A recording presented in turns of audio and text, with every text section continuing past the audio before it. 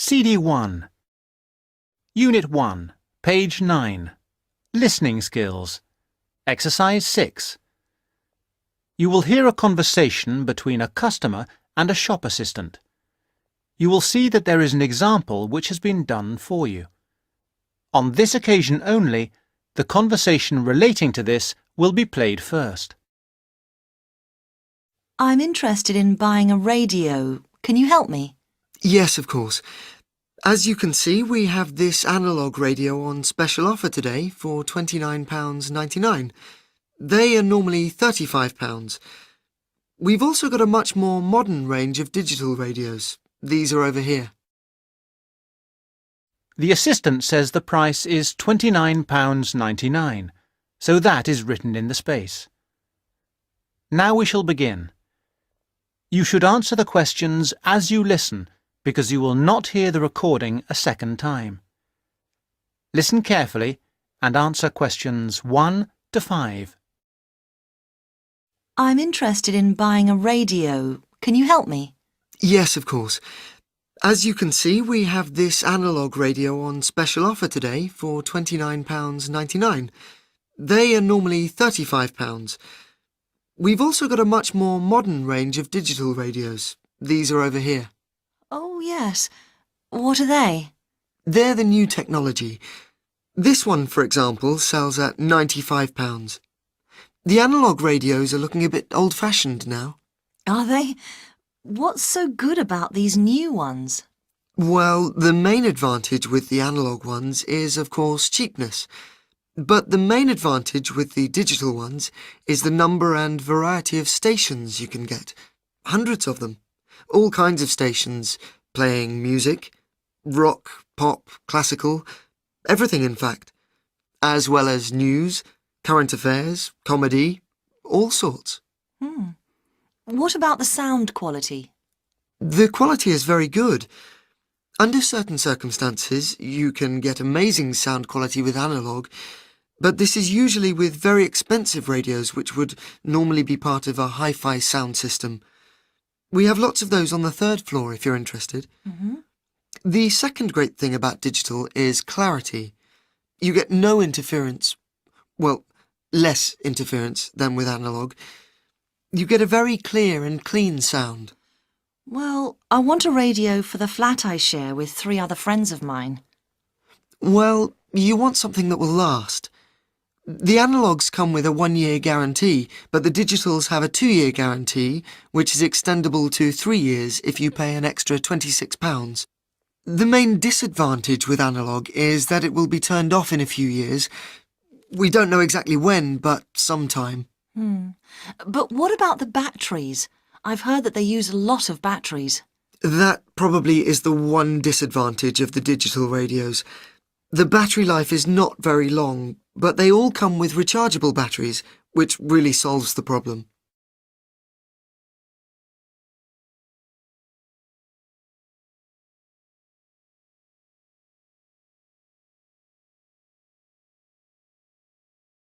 Unit 1, page 9. Listening skills. Exercise 8. Now listen and answer questions 6 to 10. So, how would you like to pay? Cash. I wondered if you had a Robson's store card? Do you know, I think I do. Here we are. Oh my goodness, I haven't seen one of those for a long time. Those are the old value cards. Now you can get a super value card, which is even better value. Really? I don't know what to do. Well, I can change you onto a super value card if you want. With the super value card, you get double the standard number of points and your free credit period is longer. With your old card, you get 1 month's free credit, but you can get 3 months free credit with the new card. The interest rate is a bit higher at 22.5% rather than 18.5%, but if you're careful, you don't have to pay interest at all. Well, I'm not sure about that. It seems better in some ways. Can I continue to use my old card? You certainly can, until they withdraw them, which I'm sure they will before too long. But with the super value card, there are special card-holder-only days, 2 per month, compared with 1 per month with the old card. I see.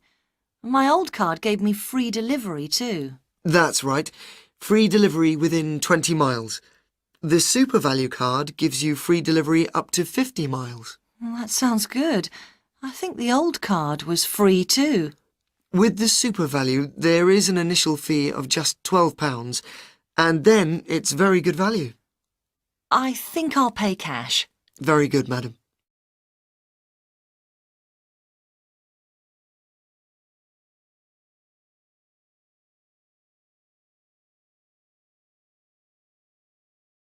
Unit 1, page 10. Speaking skills. Exercise 1. A. Can you tell me your full name? B. And what shall I call you? C. Where do you come from? D. Could you show me your ID?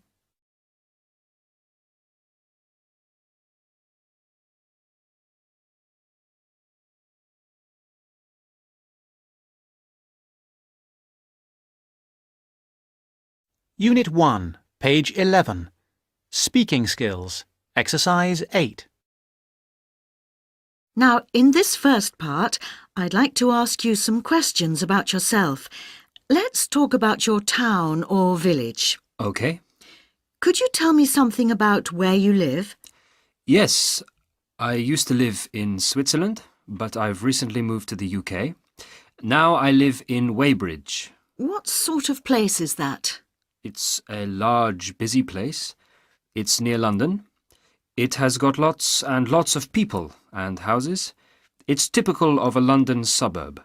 Is there anything you particularly like about it? The great thing about Weybridge is the facilities. You've got everything you need. Shops, buses and trains, cinemas, pubs and restaurants, entertainment. It's never necessary to leave it. You've got all you want. I see. And what kind of jobs do people do there? All kinds. I suppose mostly people work in offices for big companies. Some people work in shops. There are a lot of high-tech companies around there. Thank you. Now, let's talk about what you do in your...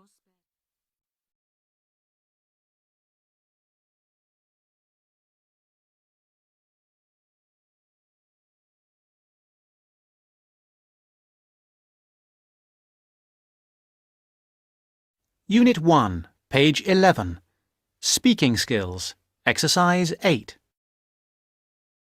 Now, in this first part, I'd like to ask you some questions about yourself.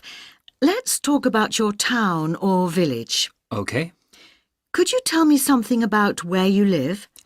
Yes, I used to live in Switzerland, but I've recently moved to the UK. Now I live in Weybridge. What sort of place is that? It's a large, busy place. It's near London. It has got lots and lots of people and houses. It's typical of a London suburb. Is there anything you particularly like about it? The great thing about Weybridge is the facilities. You've got everything you need. Shops, buses and trains, cinemas, pubs and restaurants, entertainment. It's never necessary to leave it. You've got all you want. I see. And what kind of jobs do people do there? All kinds. I suppose mostly people work in offices for big companies. Some people work in shops. There are a lot of high-tech companies around there. Thank you. Now, let's talk about what you do in your...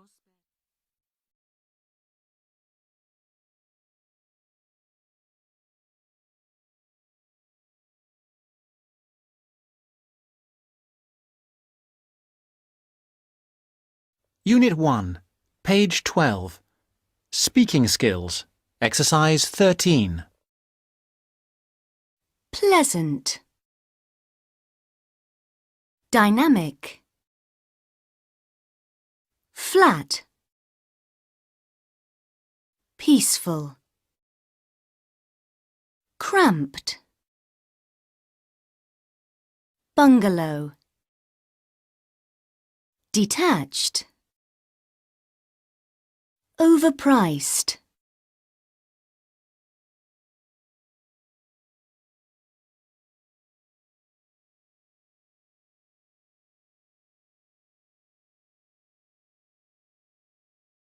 Unit 1, page 13. Exam listening. Section 2. You will hear part of an introductory talk about a library. Listen and answer questions 11 to 15. Good morning. My name is Mandy, and I am going to tell you a little about the John R. Jones Memorial Library here at Blackwater College. We regard the library as a gateway to the resources that you, as students at the college, may need. The majority of you are full-time students. You may find you spend a lot of time here. Even those of you who are part-time students will no doubt require the services too. I hope that by the end of this short talk you will know the services the library has to offer, including the website and how to get any further help you may need. Oh, sorry, I forgot there may be a few distance learners on the tour today. I'll explain about the online facilities and borrowing by post scheme a little later on. This is the main site of the library, but we also have the Rivergate building and the Fieldhouse Library. The Rivergate building houses the geography resources, that is the book collection and the journal collection, as well as the map collection. The hours and days of opening of the Rivergate collection are the same as this building, except that it is closed on Christmas Day and New Year's Day. The Fieldhouse Library contains a specialist collection of local history, and if you want to visit it, you will need to make an appointment. Those two facilities are the only exceptions to the rule that all the Blackwater College libraries are open 24 hours a day, 7 days a week, 365 days a year. However, to gain access to the facilities, you must have your ID card. No ID card, no entry. We have heard all the stories and excuses, and we don't accept any of them. Just remember your ID card.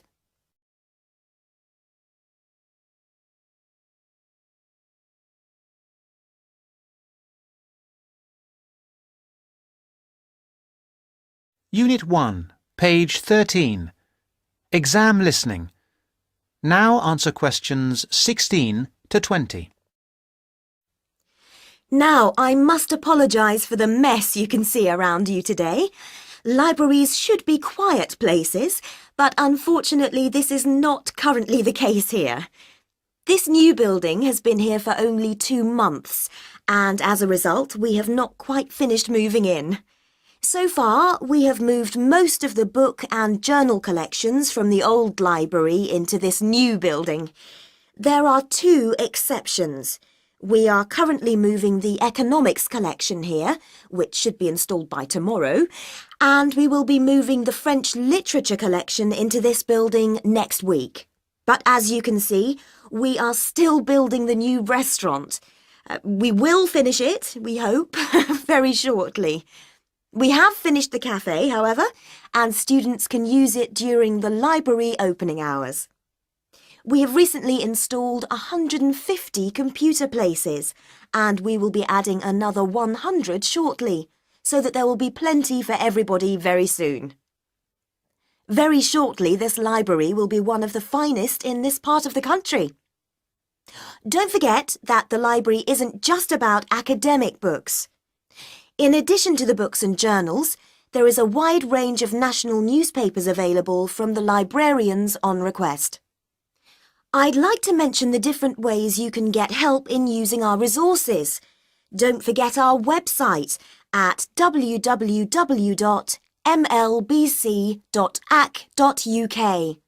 There are the full catalogues, and journal access is available if you have your password and ID number.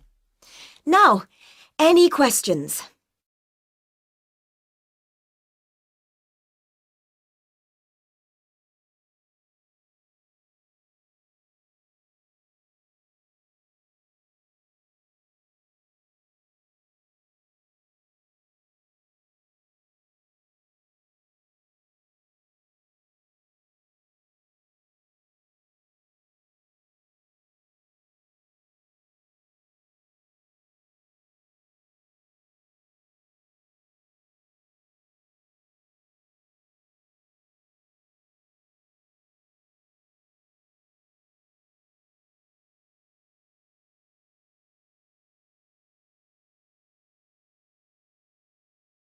Unit 2, page 17.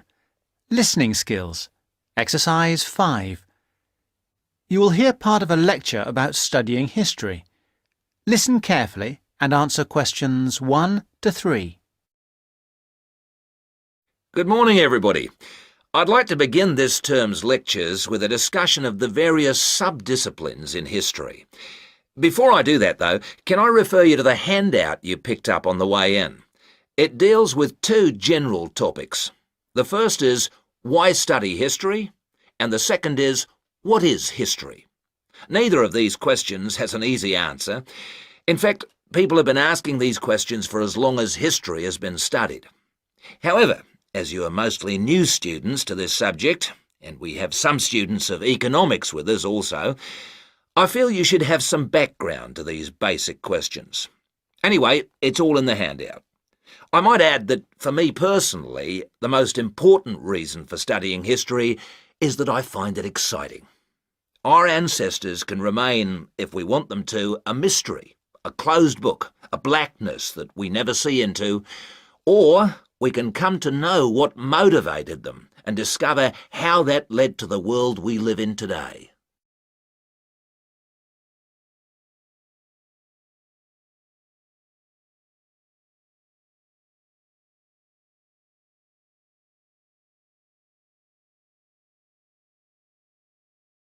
Unit 2, page 17. Listening skills. Exercise 9. Now answer questions 4 to 10. You who have chosen to pursue the study of history are very fortunate. This is a time when we can talk not just about history, but histories. Traditionally, history was seen as one subject, and the subject matter was clear. It was about kings and queens and wars. Additionally, it was about states and empires, or groups of states. This is what we now call political history. The subtopics were the parts of the world, for example, the history of China or of France. History has moved on somewhat, and we can learn a lot about current views of history by looking at the proposed lecture topics in our leading universities. In fact, you'll see that even the simplest definition of history, that it is about what happened in the past, is up for grabs. Some of the more, how shall I put it, progressive areas of study are as much about what should happen in the future. One example of this is the field of postmodern history. Likewise, feminist history looks at the past to make sure the future will be different, and it uses the past to assist in its efforts to make the future as it wants it to be. Somewhere in the middle of these two extremes lie a range of areas of study which have developed over the modern period, replacing the traditional idea of political history. These are by now mostly well established. You can study social history or economic history. Social history asks about the ordinary people and their lives. Not just their daily lives, but their contribution to changes in our society. Ordinary people have desires and wishes which they try to put into effect, and this has a massive effect on social development which was not fully understood in the traditional study of history. By the way, one area of traditional history which I forgot to mention, but which has had a resurgence of interest in recent years, is the area of military history. This was, of course, of great practical use in more violent times, and unfortunately has become of increasing use and interest, academically and practically, in our own times. By the way, there is a new series of lectures on military history in our department, as if to demonstrate the truth of what I've just said. Ethnic and multicultural history are further examples of kinds of history which, like social history, differ from the traditional forms.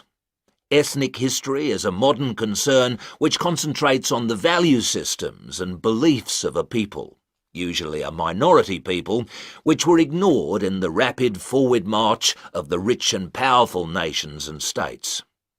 How various ethnic groups live together and how their traditions change and develop is the subject of its contemporary cousin, multicultural history. In sum, As I said, you are fortunate to have such a wide choice of things to study in the fields of history. Choose wisely. And finally, it only remains for me to wish you good luck in your studies.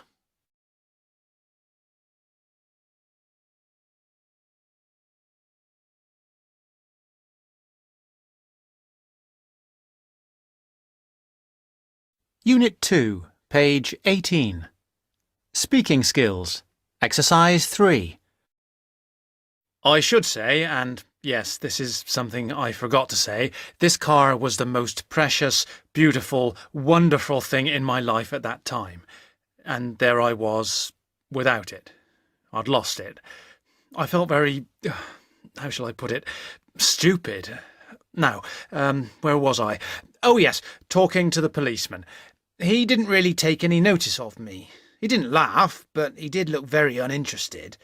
Now, next, let me see. Yes, the next thing that happened was that...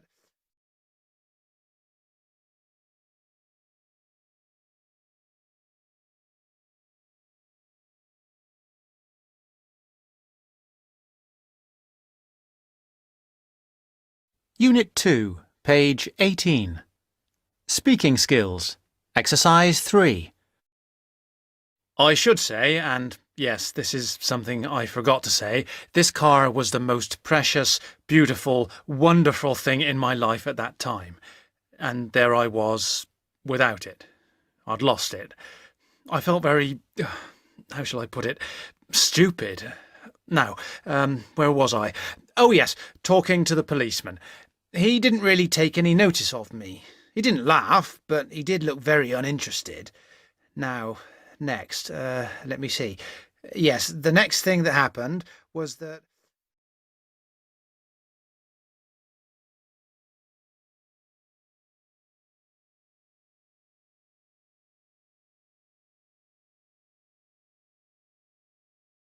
Unit 2, page 20. Speaking skills. Exercise 12. A. I can remember my favourite childhood toy. B. I can't remember my first holiday. C. I can recall a time when I got lost. D. My first day at school was a day I can't forget.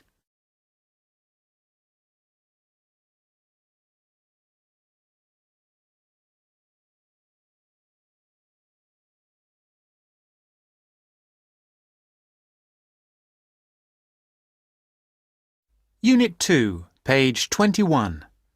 Exam listening, section 3. You will hear some students talking about an assignment. Listen carefully and answer questions 21 to 25. Hello, Tom. Hello, Anne. What have you been doing?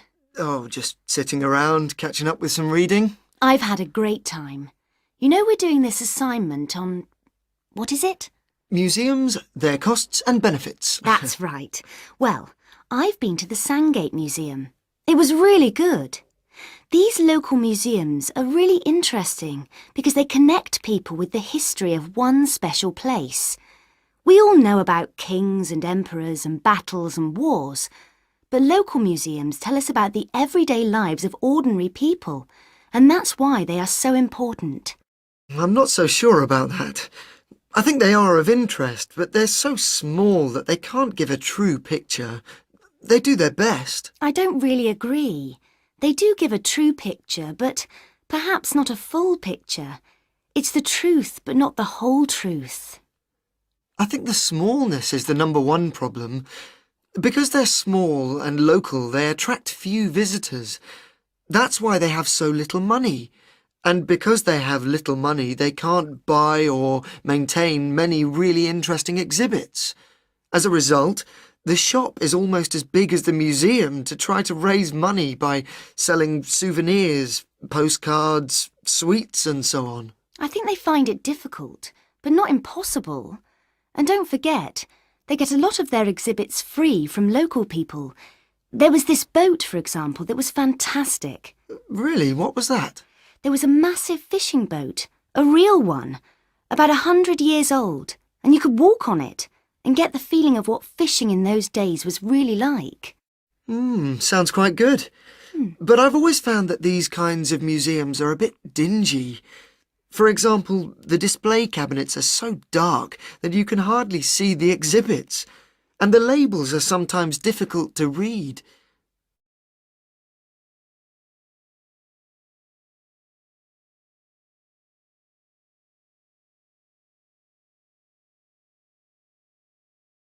Unit 2, page 21. Exam listening. Now answer questions 26 to 30. So coming back to our assignment, what we've got to decide is whether these museums should be funded by the government or just by local people. I think it depends entirely on what kind of museum it is. How do you mean? Well, take local history museums. They are small, so they won't survive without financial support. But that should come from the local authority, since only people in that area or tourists will visit it. I agree, but what about big natural history museums? Surely they should get money from the central government. Why? Children who want to learn about nature can go out into the countryside with their school teachers. They could survive from donations, and they get loads of visitors anyway. The state should spend more on science museums, since not enough people are studying science these days. I'm not so sure, but I do think a sort of museum which should not get public funds is the craft museum. Yes, like museums of cotton weaving. Yeah, which are of interest to only a very small number of people, and they should pay for it. I agree. But a working farm is a different thing again. That's something from the past of all of us, and so it's important to the local community. Kids can learn a lot too. That's the sort of thing that the local government should be spending its money on. Yes, I agree. Well, I think we've got plenty of ideas for our assignment.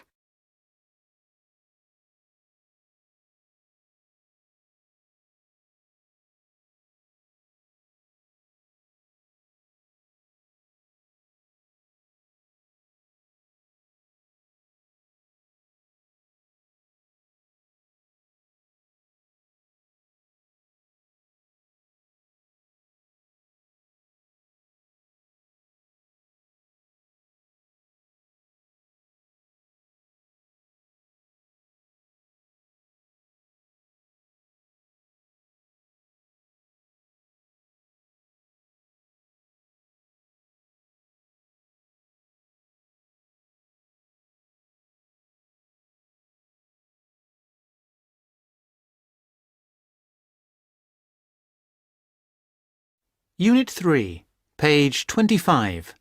Listening skills. Exercise 5. You will hear a conversation between a customer and a shop assistant. You will see that there is an example which has been done for you. On this occasion only, the conversation relating to this will be played first. Good morning, madam. Can I help you? Yes, please. I bought this bread-making machine from you quite a while ago, and it doesn't work. I see. That's unusual. These bread makers are usually very reliable. You didn't overfill it, did you, or put too much water in the mix? Those are two reasons for malfunction we often hear of. No, certainly not. I had it working for quite a while, and then it stopped working. It doesn't do anything now. I see. That sounds like a fault in the machine. Yes. I wonder if you can do anything about it for me. Well, that depends. If it is inside the guarantee period, we can help you. Otherwise, it will be more difficult. The assistant says it depends on whether it's inside the guarantee period. So, guarantee period is written in the space. Now we shall begin. You should answer the questions as you listen, because you will not hear the recording a second time. Listen carefully and answer questions 1 to 5. Good morning, madam. Can I help you? Yes, please. I bought this bread-making machine from you quite a while ago, and it doesn't work. I see. That's unusual. These bread makers are usually very reliable. You didn't overfill it, did you, or put too much water in the mix? Those are two reasons for malfunction we often hear of. No, certainly not. I had it working for quite a while, and then it stopped working. It doesn't do anything now. I see. That sounds like a fault in the machine. Yes. I wonder if you can do anything about it for me. Well, that depends. If it is inside the guarantee period, we can help you. Otherwise, it will be more difficult. Let me see. I have the receipt here. I bought it in, it was some time ago. The receipt says in February last year. February. Well, unfortunately, that means it is outside the warranty period. Oh. In that case, I'll get you a form which you can fill in and we'll see what we can do. Well, what can you do you think? Well, as I say, if you fill in this form, we can send away the bread maker to be mended. It goes off to a repair centre. Oh, good. What happens then? Then we don't get an exact costing, but we will get back an estimate of how much it will cost and how long it will take. I see. And do you think it'll be expensive? Well, it won't be cheap. There will be labour and parts to think about, and also the postage and packing costs. And we don't know how much they will be? Not yet. But when you get the estimate, you've got two options, obviously. If you agree, you can go ahead. Or if you don't, you can say, no, it's too expensive. It's your decision entirely whether you agree. And if I go ahead? Then we arrange the repair. We don't have much stockroom, so when it is done, what we'll have to do is arrange a time for you to collect it from us. All right, that's what I'll do. Just give me the receipt. Here you are. Just a minute, madam. I thought you said you bought the bread maker in February. That's right. Here's the date. 2/12/06. I think there's some mistake. In the UK, 2/12/06 is the 2nd of December 2006. Oh, of course. How stupid of me. Of course it is. So it's inside the warranty period. Oh, great. That's right. That's much easier. So, what can you do now? Very simple. You fill in this form, we replace the machine, and return it to your home address within 3 days. Oh, well, that's excellent.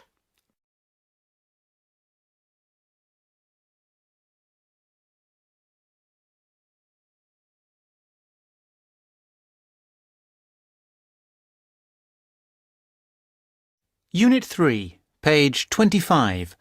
Listening skills. Exercise 6. Now listen and answer questions 6 to 10. Now, let me have your details. Certainly.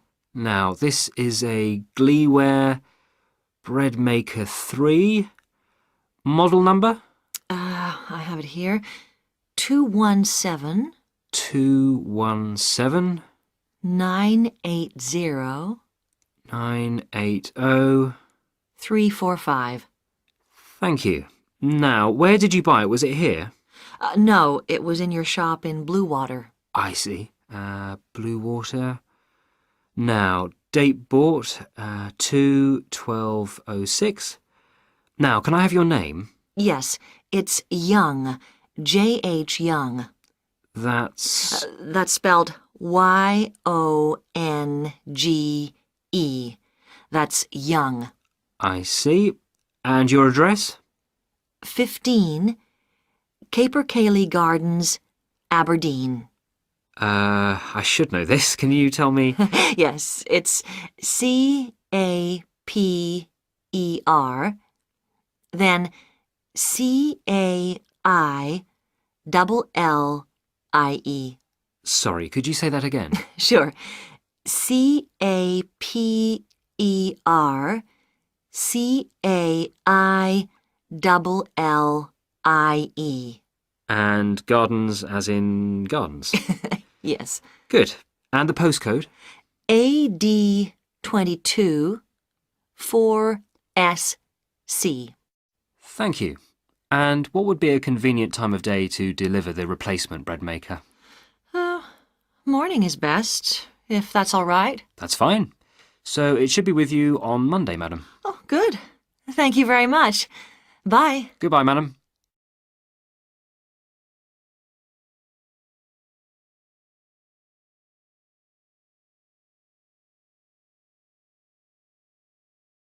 Unit 3, page 27. Speaking skills. Exercise 5. Speaker 1. I suppose that the main difference is that it's set up to be a lot more convenient. It's easy to go and park up at a supermarket and get all your shopping in one go. I know a lot of people don't approve of that. Nevertheless, from my point of view, it's a really good thing. I can save time. Speaker 2. To my mind, we worry far too much these days about what things are wrapped in. It's all about marketing, really. Some customers expect to buy their toothpaste tube in a box, but what's the point? It seems to me that we need to change attitudes about this. Speaker 3. Well, from my point of view, it's completely the opposite. It just gets me stressed. But I know for a lot of people it's a form of leisure activity. They'd rather wander around a shopping centre than go to a park or the beach. Personally, I think it's a really odd attitude.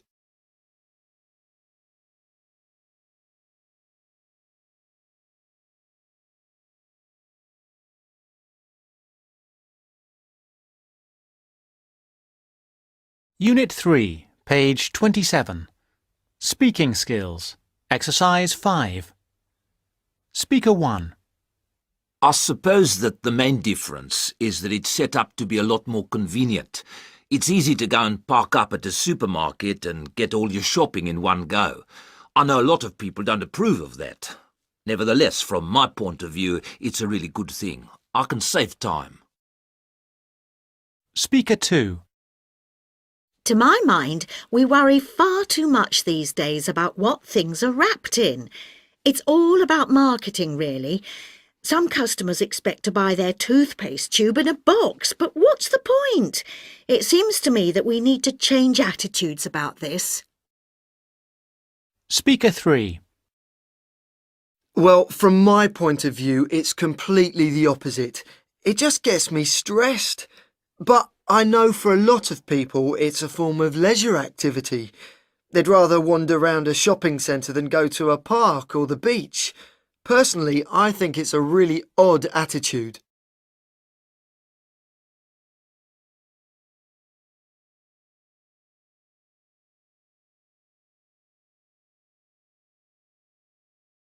Unit 3, page 28. Speaking skills. Exercise 12. A. In my view, there is too much advertising on television. B. To my mind, advertising is fun. C. It seems to me that advertising does more harm than good. D. My impression is that most advertising is misleading.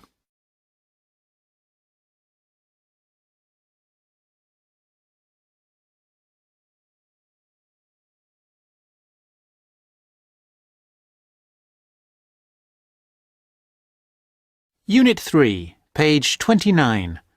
Exam listening. Section 4. You will hear part of a lecture about product life cycles. Listen carefully and answer questions 31 to 40. I'm going to begin my lecture today with a look at product life cycles. Now, as we go through the product life cycle, I will be trying to raise some issues which are important with regard to each phase of the cycle. I won't have all the answers for you this morning. This one of the lecture series is just to get you started and, I hope, interested.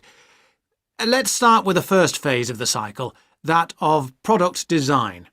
This is really the most important part of the cycle. We often talk as if it is consumers who are responsible for recycling, and so they are, but in reality, the major responsibility must be borne by designers.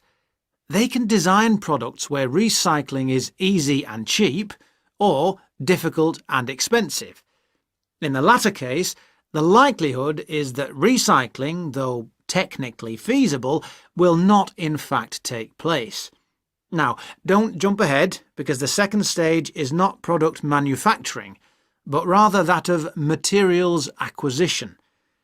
This is the activity we do when we mine coal or other minerals such as gold or iron or copper.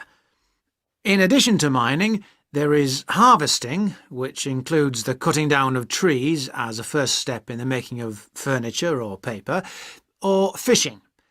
These activities have costs which are not only money costs. Pollution is one of the extra costs. We have also to think whether the resources we use are renewable, such as trees, or not, such as coal and other minerals. The third stage is not manufacturing either. It is materials processing. This is where we take the raw materials and use energy to change them into a form that can be used in manufacturing. For example, trees must be turned into paper or oil into plastic. The cotton plants that grow in the fields must be turned into cloth. All of these activities require the use of chemical processes, and, as with all chemical processes, waste is produced, often of a dangerous kind. And now we come to the manufacturing stage. This is usually the most expensive in terms of cost and energy and waste. The wastes are often those that contribute to global climate change. For example, we make 41 billion glass containers, mostly bottles, each year, and we throw most of them away. A lot of manufacturing seems unnecessary if we could only organise things better. And this could mean greater profits for the manufacturing companies too. Stage 5 is packaging. Many products are packed in paper or plastic, which themselves, of course, have their own processes and costs. Excessive packaging is often criticised, but it must be remembered that packaging serves a purpose, often more than one purpose, such as maintaining freshness and hygiene, as well as providing information. In our globalised world, we must never forget the next stage, which is distribution. This is the stage where transportation and energy play a big part. Lorries, trucks, trains, planes and ships all use up the precious stocks of oil and, as we know, generate greenhouse gases, which, as we hear again and again, contribute to climate change. Stage 7 is the point of it all, using the product. Looking after products, using them in the recommended ways, timely repair and maintenance all reduce the need for early replacement and reduce the number of products in landfill sites. We should not encourage the purchase of single-use products, that is, products which are designed for use on one occasion only and then to be thrown away and replaced. I'm going to skip a stage for a moment and move straight on to the final stage, which is disposal, putting the product in the bin. This is the end of the life of the product, and we lose it completely. It may have only a little value, but it does have a value even at this stage of its life, even in fact when it's actually in the landfill site. Now, I missed out one stage. This is a cycle within a cycle. That is, within the life cycle of the product, there can be a closed-loop cycle which can extract more value from the product. This is the reuse and recycle loop. It is a closed loop because, in theory, it can continue forever, though in practice, of course, this is not possible. Recycling products mean that they can be used to make more of the same product. CDs, bottles, books, or that they can be used to make different ones. For example, 1 pound of recycled paper can make 6 cereal boxes.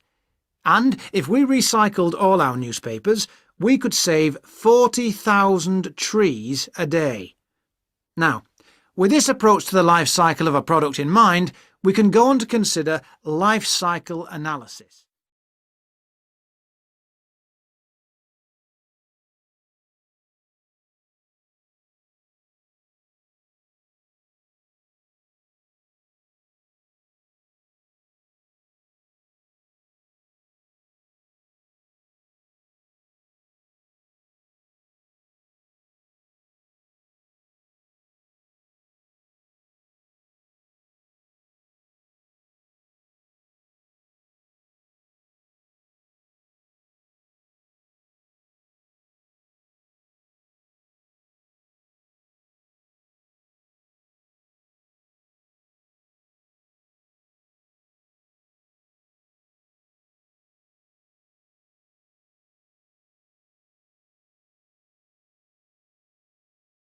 Unit 4, page 32.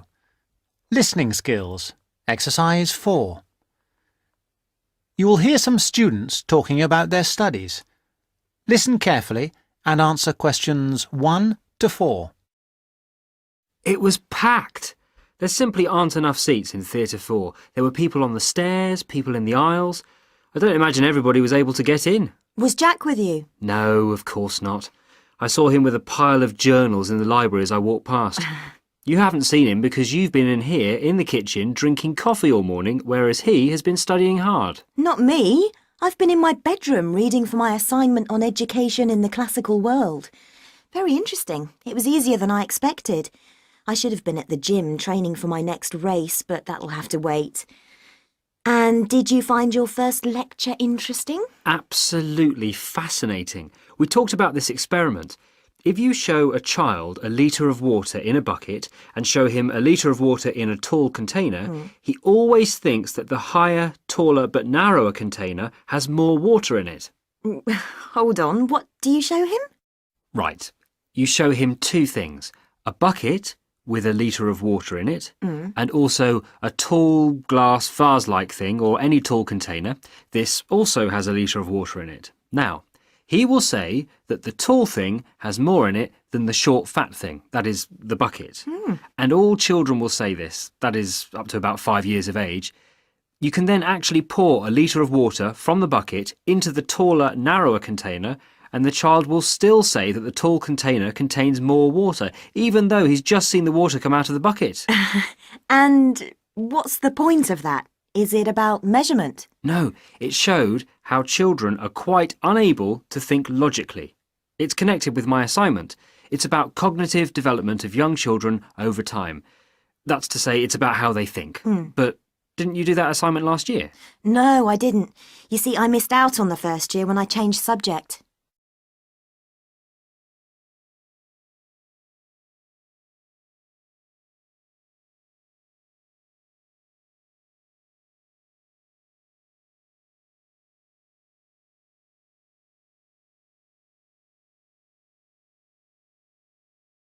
Unit 4, page 33.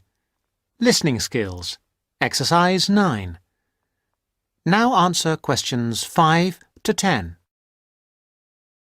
I started psychology in the second year, which is where I am now. Lucky you.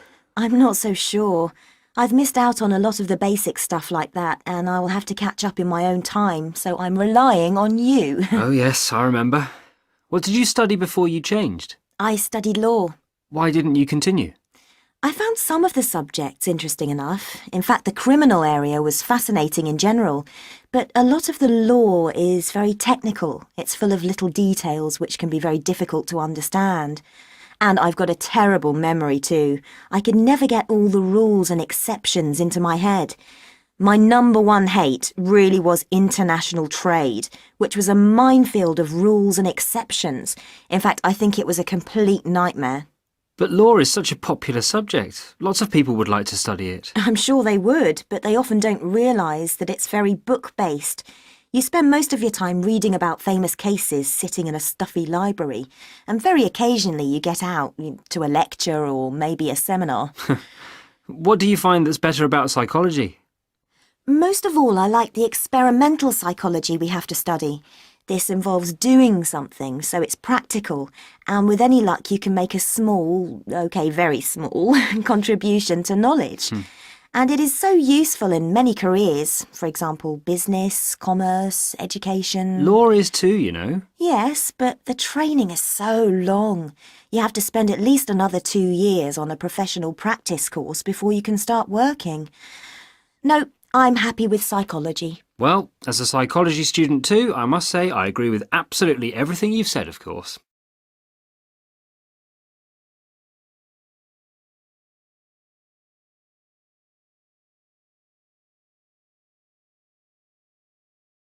Unit 4, page 34. Speaking skills, exercise 4. I can remember a teacher called Miss Nichols really well. She was a teacher I had when I was about 6 years old. She taught all subjects, not anything in particular. Physically, she was quite ordinary. She was about average height, thin, and with grey hair in a bun. She looked how you would expect for a person of her age. I would say she was about 50 years old. Character-wise, she was quick and precise. She was quick in all her movements, walking and speaking. And she spoke very precisely. She was a yes or no kind of person. Of course, before I moved into her class, I was terrified of her. Now, many people have a rough exterior and a soft inside, but the extraordinary thing about Miss Nichols was that she really did have a heart of gold.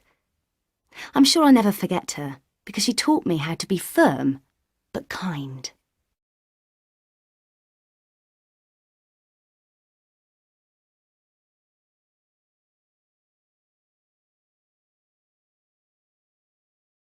Unit 4, page 34. Speaking Skills, Exercise 4. I can remember a teacher called Miss Nichols really well. She was a teacher I had when I was about 6 years old. She taught all subjects, not anything in particular.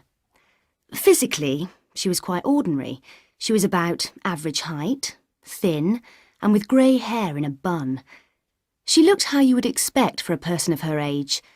I would say she was about 50 years old.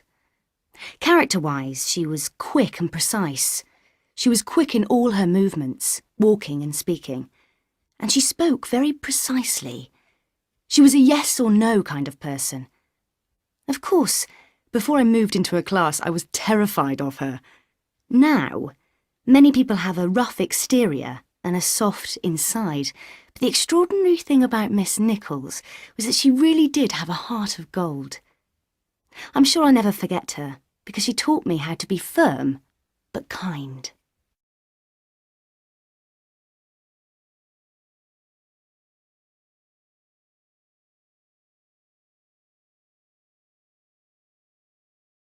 Unit 4, page 36. Speaking Skills, Exercise 12. A. Sarah has lots of imagination and ideas. I can't imagine our office without her. B. Bill is able to motivate other people, and he has a high level of motivation himself. C. Jack has an optimistic outlook, whereas Tom is one of life's pessimists. D. Jack is an artist and deals with our publicity, but Tom is very artistic too.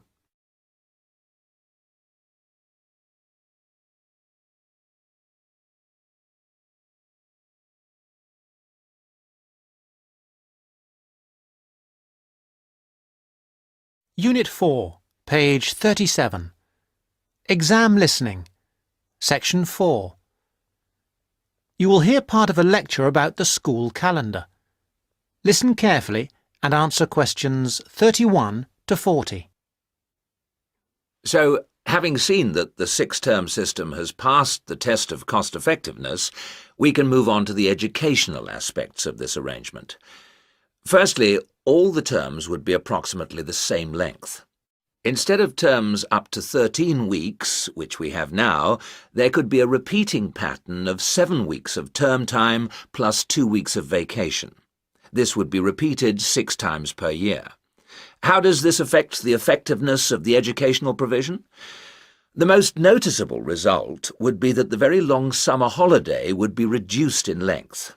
This byproduct of the six-term system could be beneficial. There's plenty of evidence of huge learning loss by pupils during the summer holidays. By learning loss, we mean the amount that pupils forget or lose during a holiday break. Ashley carried out a number of analyses which showed this conclusively. He investigated 39 studies examining the effects of summer holidays on standardized test scores. His analyses indicated that summer learning loss equaled 2 weeks to 7 weeks of instruction. On average, children's test scores were 3 weeks lower than when they left school in the previous term.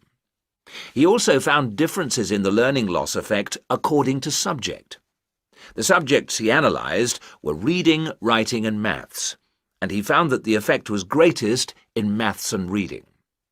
Furthermore, although all social groups experienced roughly similar learning loss in the field of maths, the studies found that disadvantaged children showed even greater losses in reading skills.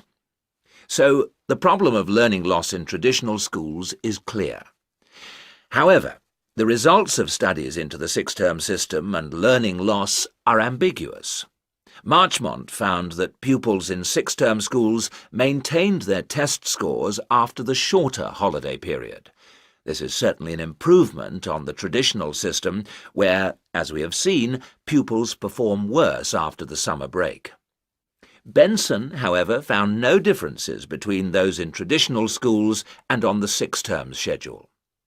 It would seem reasonable that if long holidays result in learning loss, then shorter holidays should result in less learning loss. So we await the outcome of further studies. Historically, of course, everyone knows the reason for our system of 3 terms per year. In days when agriculture was of much greater importance in our working lives, it was essential that the children helped with the harvest. Later on, this changed, and more people moved into the towns. But then there was a new problem. Before air conditioning, it was very impractical to try to teach children in the summer months. Nowadays, that's no longer a barrier. One way of providing something different is the summer school. Here, there is a completely different kind of educational provision. Cooper and others investigated 93 summer schools and the results they achieved.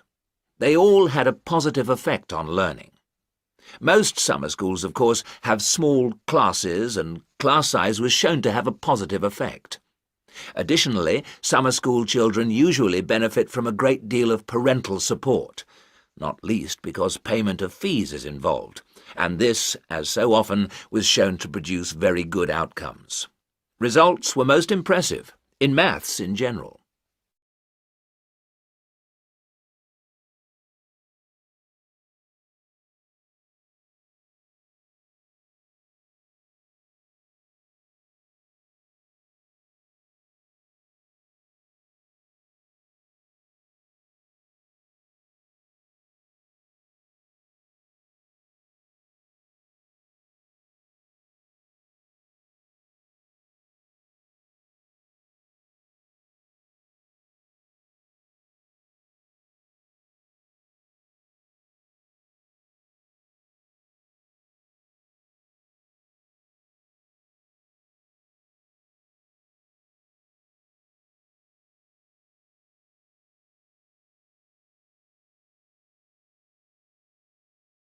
Unit 5, page 41.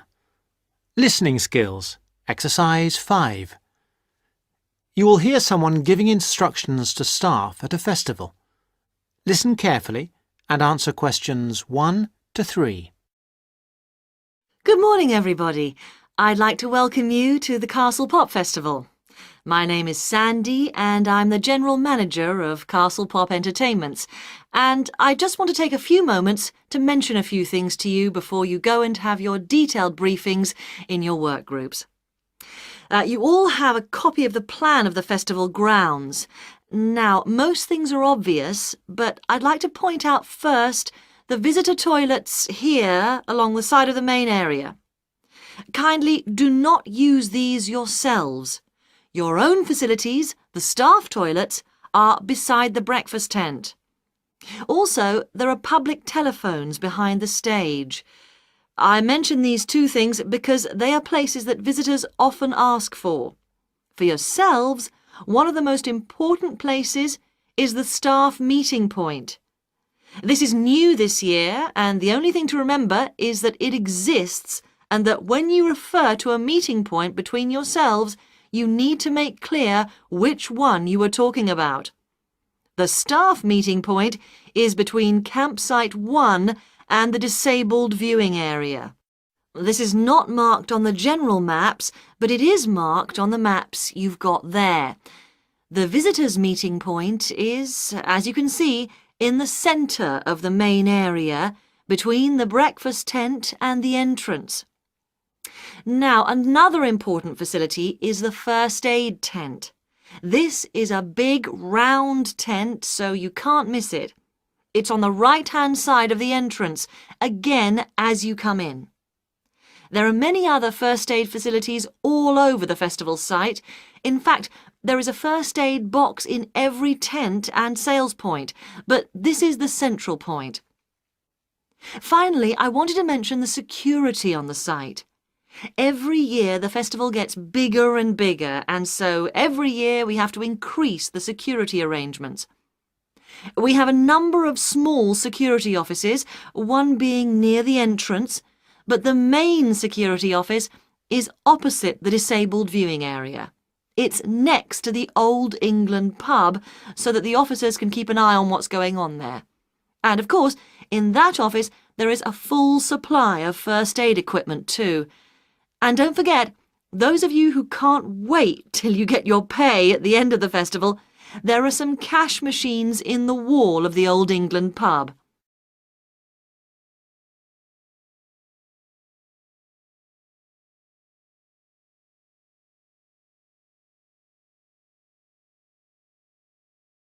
Unit 5, page 41. Listening skills, exercise 7. Now answer questions 4 to 10.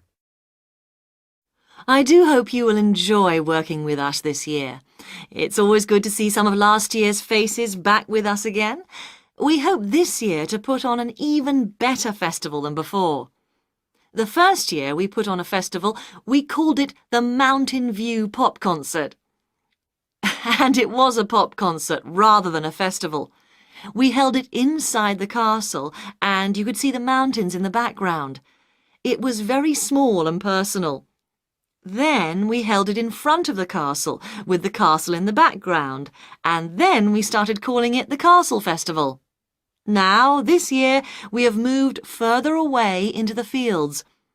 The advantage is that the castle and the mountains are both there in the distance, but we have as much space as we want in the fields. The only problem with the fields is that sheep use the fields during the spring months, and they leave little messages for us all over the place. So please be careful and encourage the visitors to be careful too. Now, it just remains for me to let you know the times of your detailed briefings, which are as follows, and I'm telling you these as they are not, I repeat, not as written down on your welcome letters. Those of you who are working on the children's zone, your meeting is at 2 p.m. in campsite 2.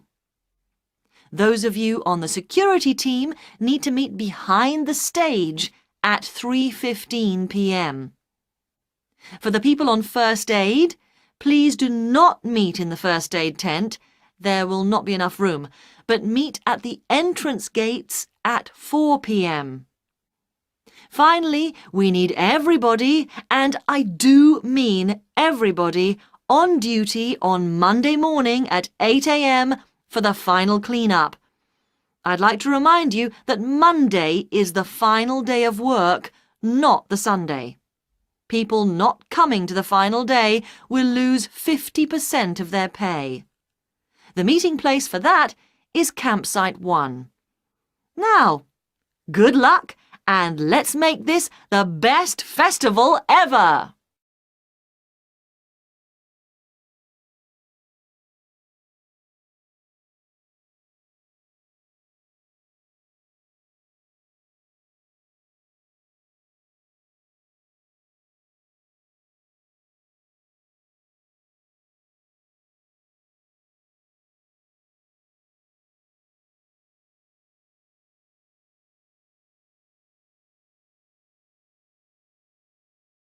Unit 5, page 43. Speaking skills, exercise 5. Speaker 1. There are pros and cons with taking a job while studying. On the one hand, you earn money, which is useful. On the other, the job interferes with your study, which is a disadvantage. On balance, I'd prefer not to do a job, but I have to. Speaker 2. I've been a nurse for 20 years. The disadvantage with nursing is that it is hard work and the pay is not great. But the great advantage is that I can choose my hours and work as many or as few as I want. So overall, I'm happy to continue working. Speaker 3. The plus is, of course, the wages you can earn, although students often don't earn a lot. Another advantage is the work experience, which sometimes can be very useful, meeting the right people and so on. The minus is the time you have to spend working instead of studying. Weighing everything up, I'd say only work if you have to.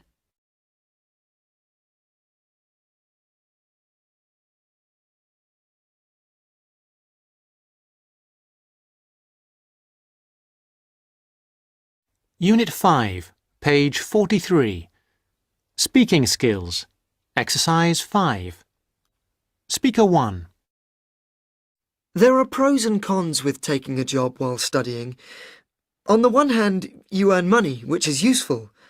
On the other, the job interferes with your study, which is a disadvantage. On balance, I'd prefer not to do a job, but I have to. Speaker 2. I've been a nurse for 20 years. The disadvantage with nursing is that it is hard work and the pay is not great. But the great advantage is that I can choose my hours and work as many or as few as I want. So overall, I'm happy to continue working. Speaker 3. The plus is, of course, the wages you can earn, although students often don't earn a lot. Another advantage is the work experience, which sometimes can be very useful, meeting the right people and so on. The minus is the time you have to spend working instead of studying. Weighing everything up, I'd say only work if you have to.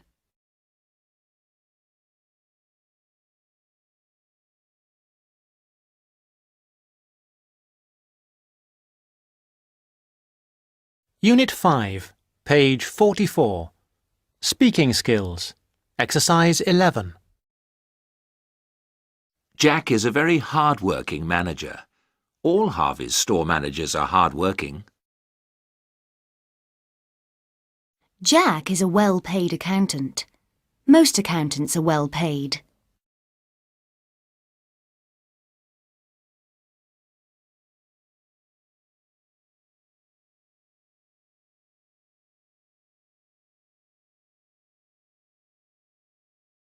Unit 5, page 45.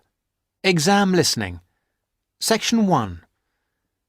You will hear a conversation between a student and an accommodation officer. You will see that there is an example which has been done for you. On this occasion only, the conversation relating to this will be played first. Well, you have left things a bit late. Have you tried looking for somewhere in Newbridge? Newbridge? No, I haven't. I've never heard of Newbridge. Well, let me show you. I've got a map here. Here's where everything is. You come into Newbridge over the bridge, and the main road in front of you is, surprisingly enough, the High Street. This is one of the main streets. The accommodation officer says the first place is High Street, so A is written in the space. Now we shall begin. You should answer the questions as you listen, because you will not hear the recording a second time. Listen carefully and answer questions 1 to 3. Well, you have left things a bit late. Have you tried looking for somewhere in Newbridge? Newbridge? No, I haven't. I've never heard of Newbridge. Well, let me show you. I've got a map here. Here's where everything is. You come into Newbridge over the bridge, and the main road in front of you is, surprisingly enough, the High Street. This is one of the main streets. And branching off to the left, you can see there, is West Street. That is another busy part of town. I see. Now, as I was saying, here is the High Street, and here is West Street going left. Now, if you go along West Street, the first place you come to on your right is the supermarket. It's not a very big one, but it's got most things you're likely to need. Next to it, There's the old town hall. I say the old town hall because it is about 100 years old, but it will soon make way for a car park, I'm afraid. I suppose the car is king. Now, opposite the supermarket is the railway station. You can get very frequent buses and trains from here into the university. And next to that is the sports centre. It's a brand new one and was built on the site of some tennis courts. So that's progress. It's got everything the keen sportsman like yourself might require. Now, that's the centre of town, and I want to point out to you the buildings opposite the supermarket, but on the other side of London Road. There are two buildings there. The one further away from the High Street is called the Heights, and the one nearer the High Street is called the Towers. What are they? They are where you could find a flat. One of them, the Heights, has a number of flats for rent at the moment. Oh, good.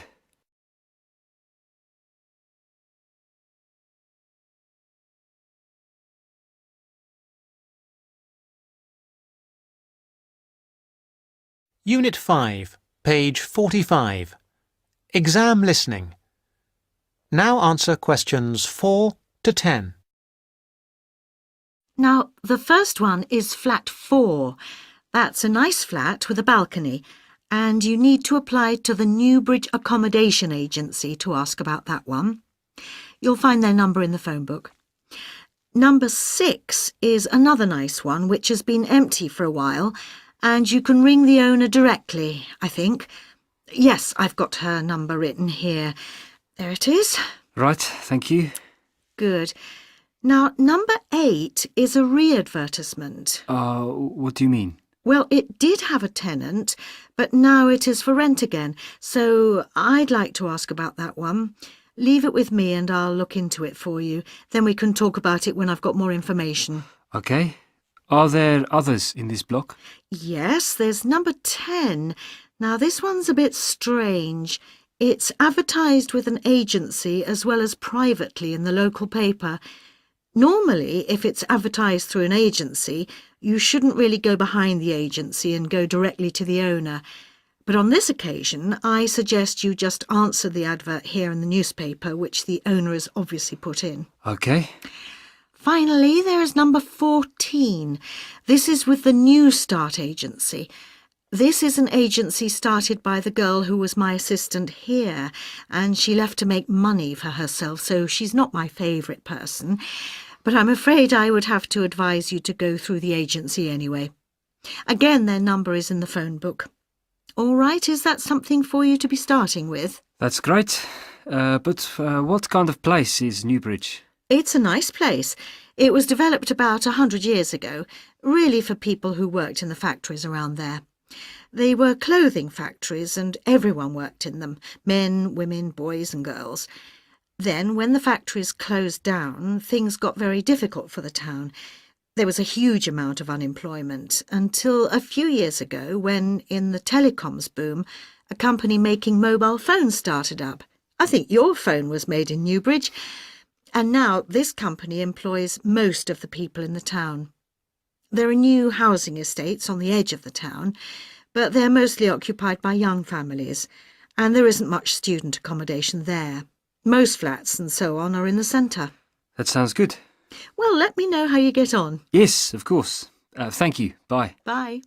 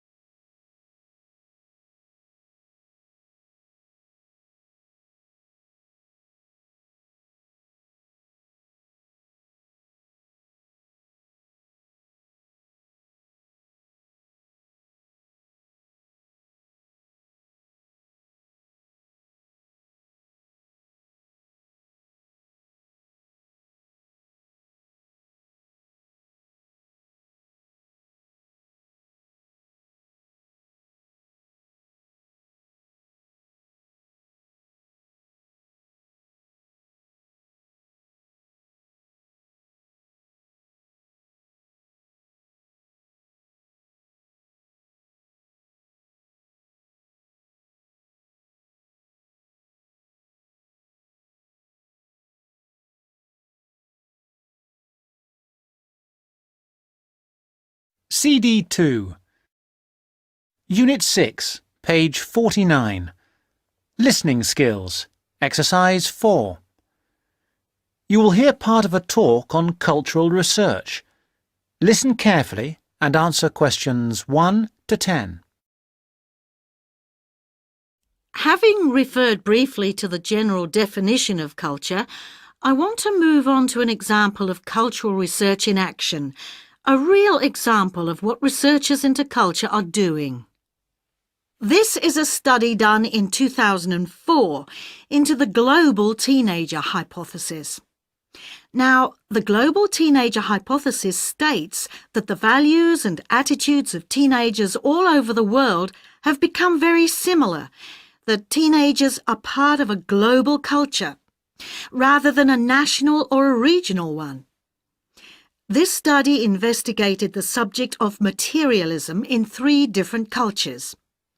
It asked if teenagers' attitudes to materialism were similar or different in those 3 different cultures. I'd like to go through the main points of this study because I think it demonstrates the interest and usefulness of this kind of research. The research took a sample of 556 high school students of between 14 and 17 years of age from 3 countries. The 3 countries, being also 3 differing cultures, were China, Japan, and the USA. The high schools were in medium-sized cities, and the students came from middle-class areas. There were 172 respondents from China, 168 from Japan, and 216 from the USA. The students were asked to reply to a questionnaire or survey, which consisted of 7 statements. They were asked to say if they agreed or disagreed with the statements. The questionnaire was filled in during the students' regular class time. I'll give you some examples of the statements in the questionnaire. And, by the way, if you want to look into this in further detail, I've got the reference here. Let me see. Oh yes, it's the International Journal of Consumer Studies, Volume 28, Number 4, of September 2004. The first statement was, "It is really true that money can make you happy." Respondents were asked, as they were asked about all the statements, to give their answer on a scale of 1 to 7. 1 on the scale indicated, "I strongly disagree." 4 on the scale was neutral. And 7 on the scale was, "I strongly agree." The second statement was, "My dream in life is to be able to own expensive things." And the 5th was, "Having the right possessions is the most important thing in life." Let's look at some of the results.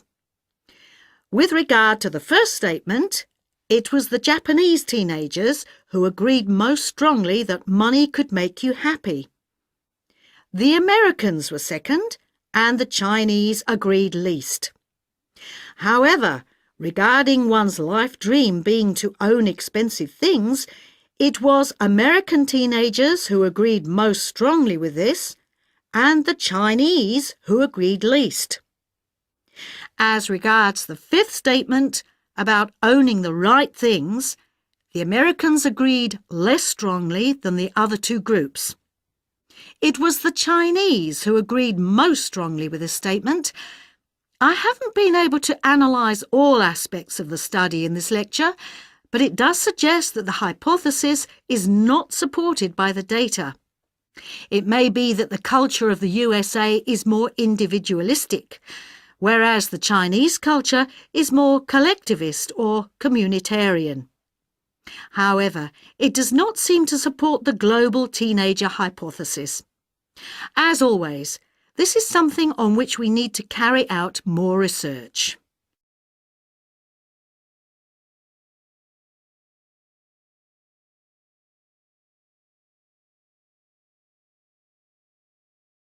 Unit 6, page 50. Speaking skills. Exercise 4. 1. What do you like doing in your free time, Charlotte? I like listening to music and going to the cinema, but my favourite thing of all is going to the theatre. Why do you like that best? What attracts me most is that it is live. It is that these people have come to this place on this day to perform for us. That's the great thing about theatre. 2. What do you like doing in your free time, Deborah? I enjoy being outdoors, but best of all I like gardening. Gardening? Yes. One thing I like about gardening is that I can do it at home. And the other thing is that I can give a lot or a little time to it. Also, I can do it for fun or competitively. The thing I like most is growing vegetables and entering them in competitions. But some years I only have a little time, and then I do it for fun, for enjoyment only. 3. What do you like doing in your free time, Edward? I like sports in general. I find them relaxing. Best of all, I like rugby. You find rugby relaxing? Yes, I really find it relaxing. You see, I work very hard all week at a desk in an office, and in my free time, I like doing something completely different.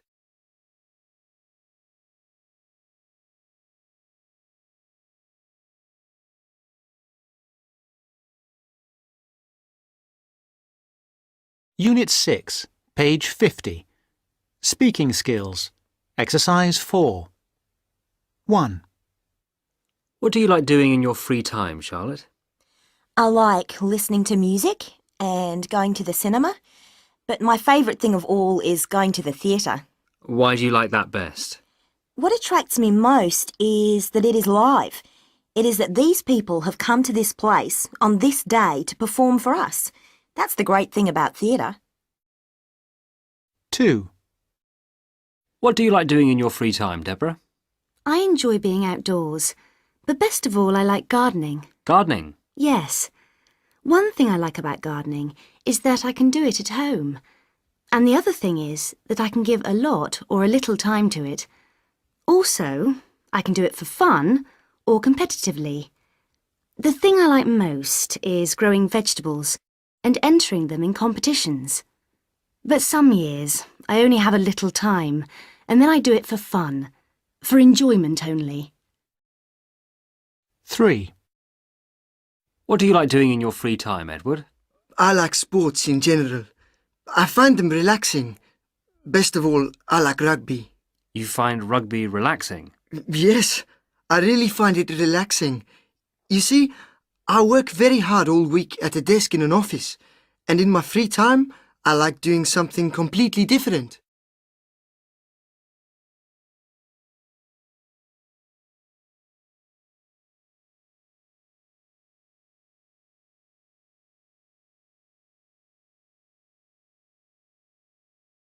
Unit 6, page 52.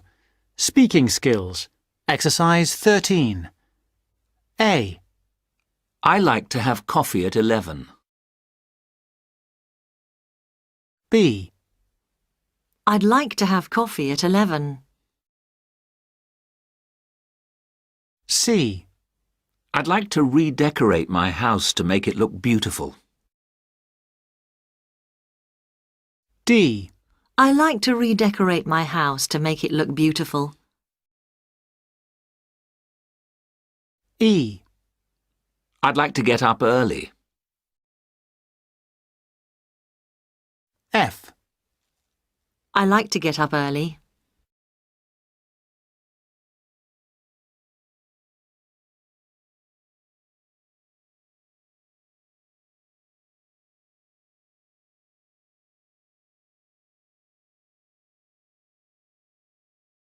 Unit 6, page 53. Exam listening.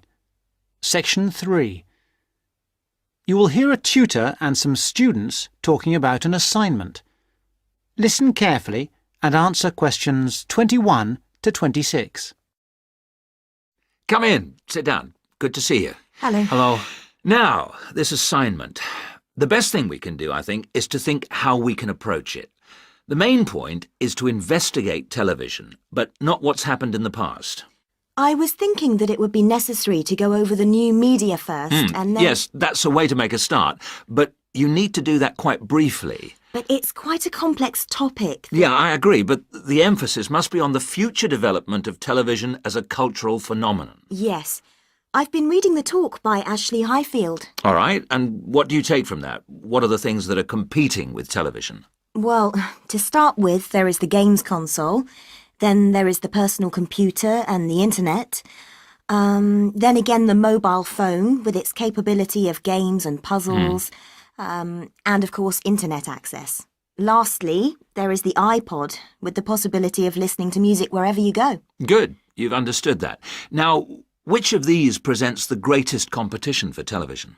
Well, according to the research, it's video games. Yes, that's true at present, but in the future... I think the phone will present the greatest threat then. And why? Because it's mobile, portable, and it's developing fast. Yeah, I think you're right. You need always to look to the future and try to assess how things will develop, as we said. Good. Now, you need to move on to the new social trends in connection with television. Is one of them the idea that programmes might become shorter and shorter? Ah, yes. The average program might be 10 minutes. Or even less, just mini-programs, say 4 to 5 minutes long. Now, do you think you can get access to all the materials you need? The problem at the moment is the library. Oh, yes? What's happening there? There's a tremendous amount of noise because of the new extension they are building. It's quite impossible to work there. They are stopping work for a week next week, I believe, and then all the sections will be open. There's a hold-up because some roof tiles have not arrived, so there'll be peace for that week. But then after that, the media studies section will be closed for a week, and all the noise and dirt will start up again. Yes, the sociology section will be open, and there's some good stuff there for you on this topic, and it's further away from the noise. Yes, I don't think the sociology section is affected at all, and neither is the journal section. No. Obviously, they're rotating the closures, and it was sociology's turn to close for a week last term. I think we should make a complaint. Yeah, I think you should. I've had a word with the library staff. They are very sympathetic, but... They are affected by these works just as we are. If I were you, I'd make a complaint directly to the premises committee. They only meet once a year, but in fact, I know they're having a meeting next Tuesday. You might like to make contact with them, but don't say that I suggested this. Yes. But the Students' Union might be better since they are independent of the university. That's true, but I can't imagine that people haven't already approached them about this. Let's try the premises committee. Good idea. Why not? OK. Now, don't forget I need a copy of your dissertations by email and 2 copies in print, that is, on paper. If you give the reprographics office 24 hours' notice, they'll make copies for you. And if you give them my details, they'll send those copies directly to me. They won't send copies to you, so you'll need to take your own copy personally from them. Good. Any questions?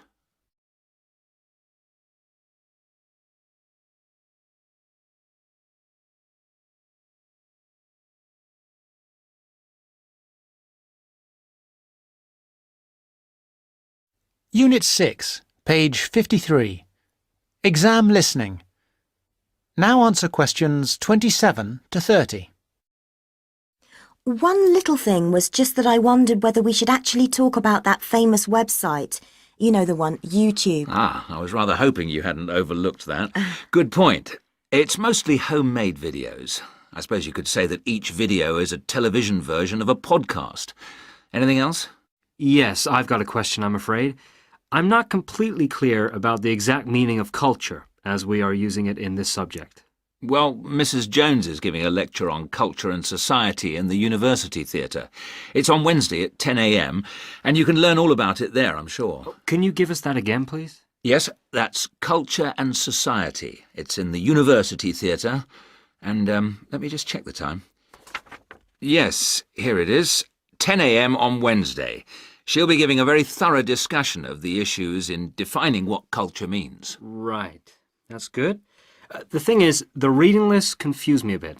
One thing that occurred to me was that it might be broken down into subsections for future students. Yes, that's a fair point. I'll bear that in mind. Now, don't forget, you need to do the reading and finish the assignment by the 4th of July. Is that okay? Fine. Thank you very much.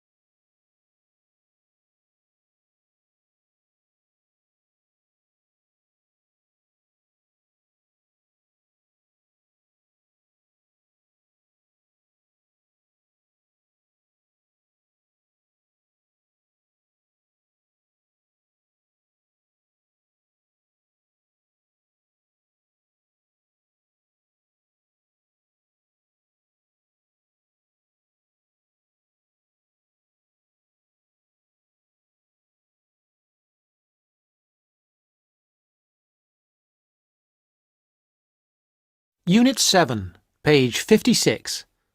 Listening skills. Exercise 3. You will hear part of a talk about attending a science festival. Listen carefully and answer questions 1 to 5.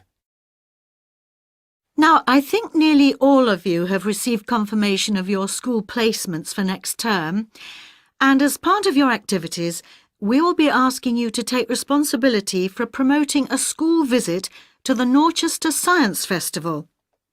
Of course, the head of science at your school will be aware of the festival and should have all the details of it, but all the heads of science at your schools will be looking to you to be the main organiser and motivator of a visit to the festival. They'll give you the documents you need.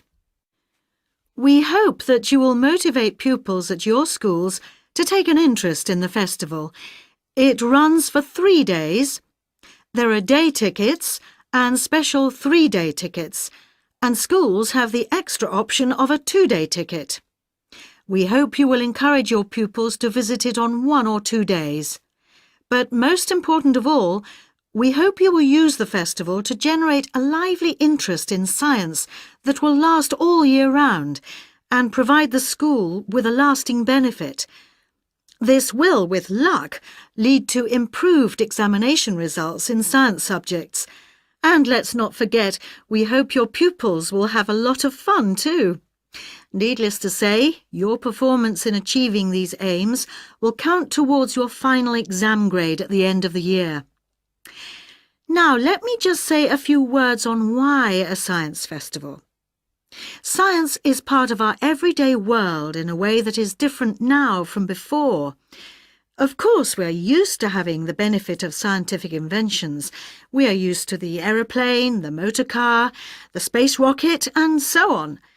But now we live in a truly scientific age, which means one where inventions and improvements are matters of routine rather than occasional and unusual events. We have become a really scientific society. Yet we find that we are failing to interest and enthuse the young in this. Fewer young people are choosing to study science at school after the age of 16, and even fewer at university. As a result, we have fewer teachers coming into schools to teach science. And many science teachers are not teaching their specialism. For example, I know of several cases where maths is being taught by biologists and chemistry is being taught by physicists. We urgently need another 3,000 science teachers in England at least. That's why we look to you, the science teachers who are starting off your careers, to inject enthusiasm and wonder into the study of science, and we hope the Norchester Festival will help you to do this.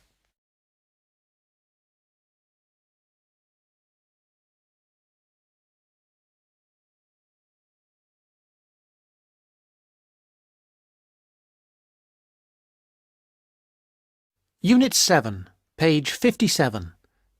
Listening skills. Exercise 7. Now answer questions 6 to 10. Now, enough of the background. What about the festival? There are 3 main venues where the festival events take place. These are the Millennium Library, the Town Hall, not the Town Hall itself but the Town Hall Conference Centre, and the Norchester Theatre. Now, when you are planning your visits, remember that many of the activities for younger pupils will be at the Millennium Library, and the secondary school pupils may find more to interest them in the Conference Centre. Now, just so that you have some immediate information, I'd like to mention a few of the events that are taking place this year. One event of special interest to people living in this area is called Waterworld. This is a clay model of the southeast of England, and the presenters show you the effects of rising sea levels as a result of climate change. They ask the audience to select the rise in sea level, for example 20 or 40 or 60 centimetres, and the model shows the places that would be flooded as a result. Watch out for your town. Does it sink or does it swim? Transport 2050 is about transport options for our towns in the future. A number of experts will introduce the topic, and then everyone at the event will have a chance to speak and give their views. Science in a Suitcase is a comedy act by two scientists who do crazy experiments and sing songs and play the clown to large audiences every afternoon. I'm particularly looking forward to that one, which should be entertaining. Ropes and Hangings is an interactive event which will be of interest to young people, in which, after experimenting with ropes and bricks, they build a real suspension bridge. That kind of hands-on activity is always really popular. And, appealing to a different audience, there is Paper and Time, in which some experts will be showing us the techniques they use for the conservation of ancient books and manuscripts. This will obviously not be for everybody, but it should be interesting just to see how they do it. Now, let's move on to tickets and transport to the festival.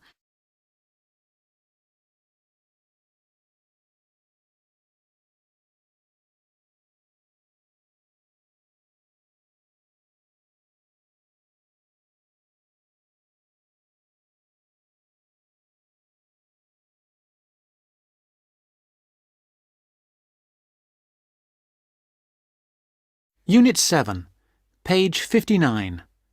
Speaking skills. Exercise 8. Speaker 1.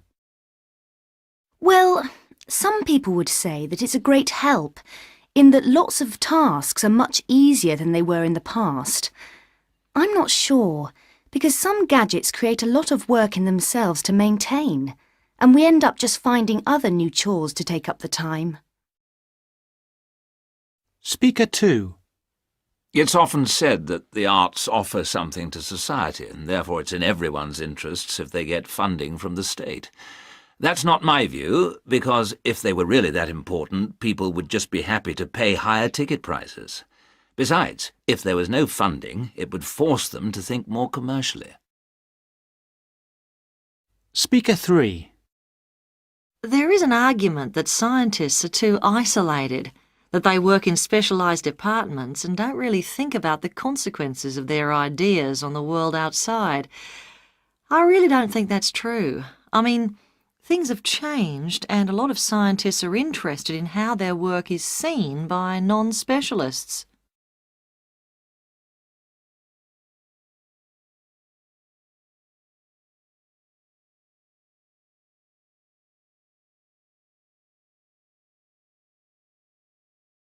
Unit 7, page 59. Speaking skills. Exercise 8. Speaker 1. Well, some people would say that it's a great help, in that lots of tasks are much easier than they were in the past. I'm not sure, because some gadgets create a lot of work in themselves to maintain, and we end up just finding other new chores to take up the time. Speaker 2. It's often said that the arts offer something to society, and therefore it's in everyone's interests if they get funding from the state. That's not my view, because if they were really that important, people would just be happy to pay higher ticket prices. Besides, if there was no funding, it would force them to think more commercially. Speaker 3. There is an argument that scientists are too isolated, that they work in specialised departments and don't really think about the consequences of their ideas on the world outside. I really don't think that's true. I mean, things have changed and a lot of scientists are interested in how their work is seen by non-specialists.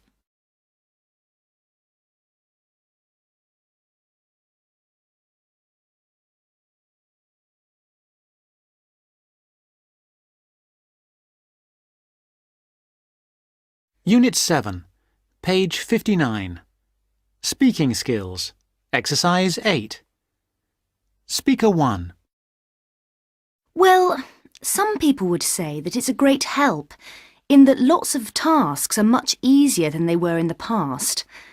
I'm not sure, because some gadgets create a lot of work in themselves to maintain, and we end up just finding other new chores to take up the time.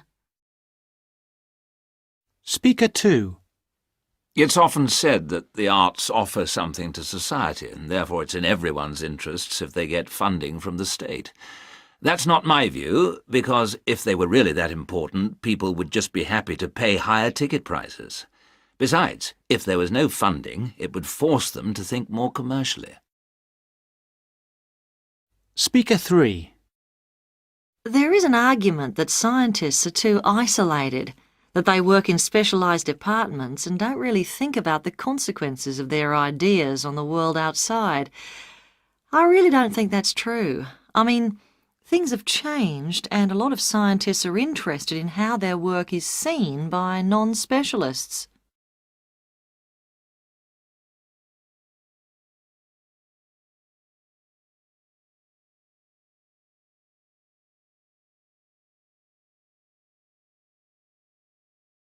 Unit 7, page 60. Speaking skills. Exercise 13. The arts and the sciences.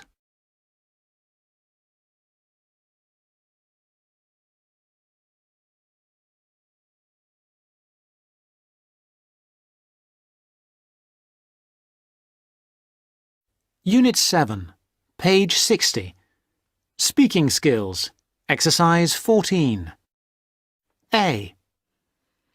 People say that science will provide the answers to all our problems, but I don't think that outcome is very likely. B. There are many inventions which came from China in the distant past, and now a lot of brilliant scientists are working there. C. Some scientific inventions have resulted in great harm. Others have resulted in some useful labour-saving products.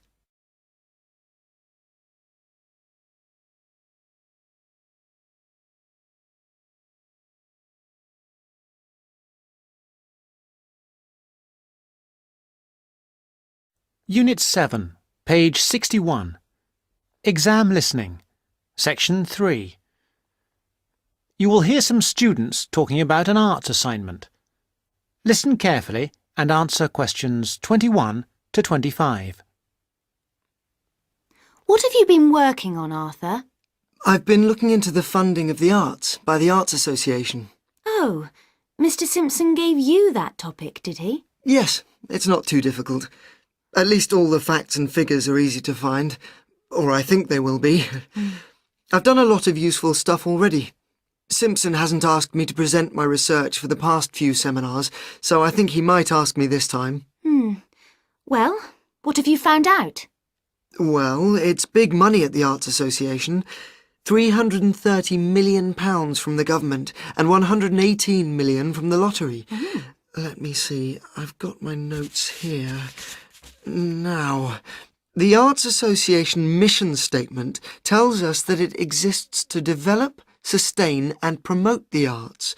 So that's clear. But then we need to know exactly how it can do this. However, before we get to that, there are certain issues which the association must take into account. What are those issues? They are, first, access. This is the idea that the arts mustn't be just for the few. Not just Italian opera, but pop concerts too. Something like that. Other issues are education, cultural diversity, social regeneration and social inclusion. All these are different ways of saying that the arts are for everyone. All right, but what does it actually do? It does what it wants, I think. The government does not interfere in its activities, but demands that it gets value for money for its funds. But there must be certain programmes that it carries out. Oh, yes. There is the touring programme, which is what it says. That is, a programme to support... Give money to? Yes, that's right. To support touring companies, for example, dance companies, orchestras and so on. There is also the recovery programme. What on earth is that? It's a financial programme to give extra money to organisations which are financially in a bad way, or which might have financial difficulties in the future. Like it says, it's for their recovery. It all seems very complicated. It is.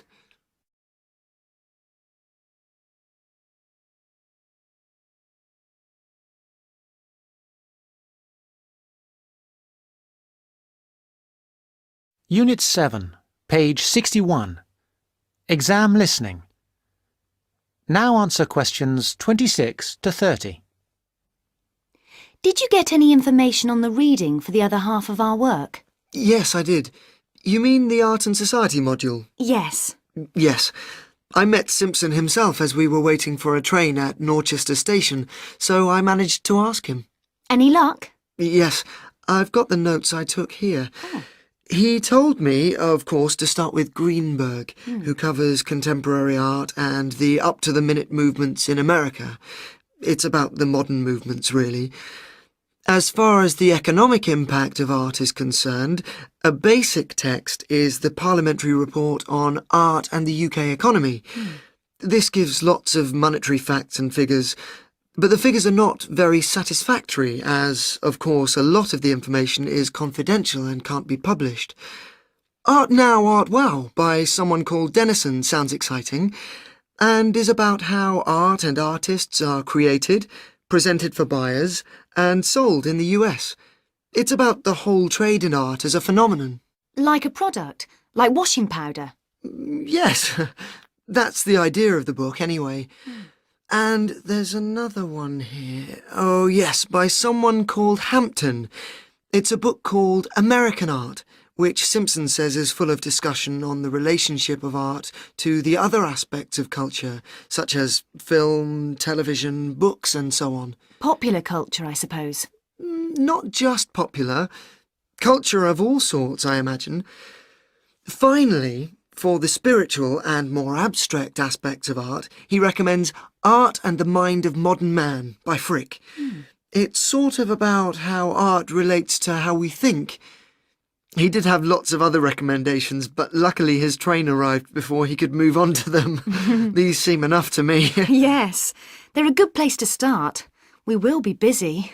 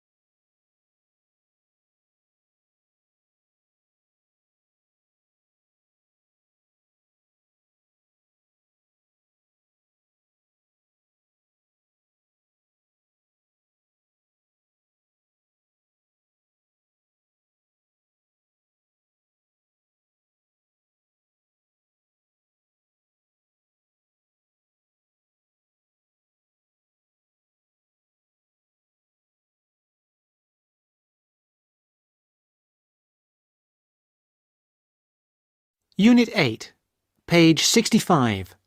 Listening skills. Exercise 4. You will hear some students discussing an assignment about zoos.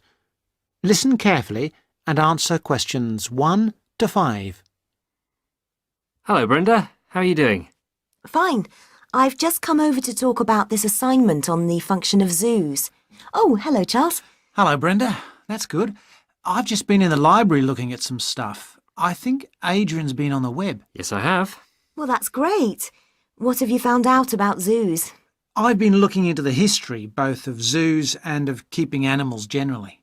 I didn't think we had to do that. Yes, it was one of the topics we had to research. We definitely need to cover it, even if only briefly, I think. After all, people have kept animals for recreation and pleasure for centuries. The ancient Egyptians kept collections of animals, and of course the Romans kept animals for recreation. Ah, the Romans. That brings us to the general question of the treatment of animals and the mistreatment of them. Yes, but that's not our topic. We've been told to keep off that. Now, where were we? Our assignment is concerned with the purposes of zoos in general and in our modern era. We have to cover the history, but not in great depth. Our main focus is the scientific aspects of zoos and the work they do for conservation and so on. We mustn't forget the question of who pays for them. Zoos are hugely expensive places to run nowadays.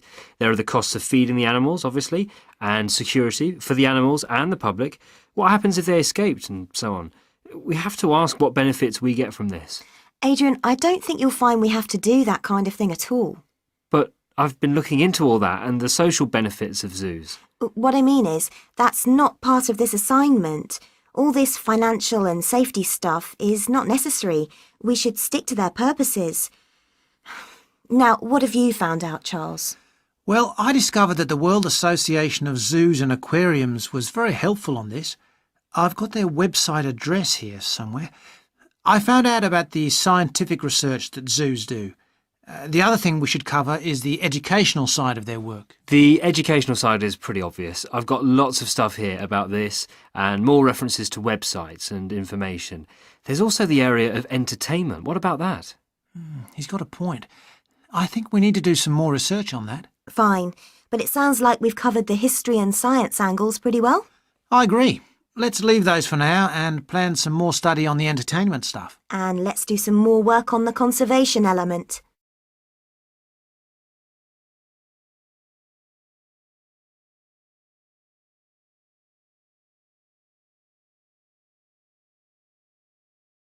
Unit 8, page 65. Listening skills. Exercise 6. Now answer questions 6 to 10. Oh yes, the Arabian oryx is a classic case. The what? The Arabian oryx. It's like a deer, but white. That is, it has a white body, but brown legs, and long curved horns. It normally lives in the hot desert in the Arabian Peninsula.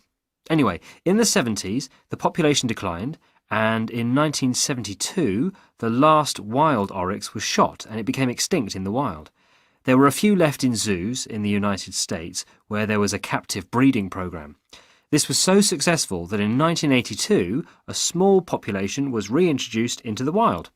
Hunting of wild animals was made illegal, and there are now about 300 in Oman. Oh, Although there was a big problem there, I believe.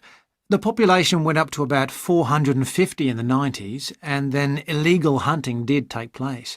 The population crashed again, and the programs had to be restarted. But that's been successful, and there are now, I believe, as you say, several hundred in the wild. This is all available on the websites that Adrian has noted. There was a similar program in Saudi Arabia, and I think there are hundreds in the desert there now. we can use that as a definite success story.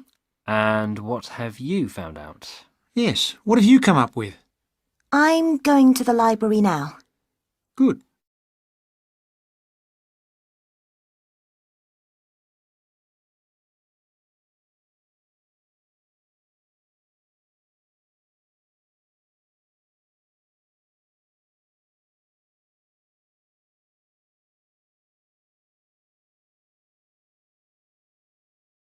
Unit 8, page 67.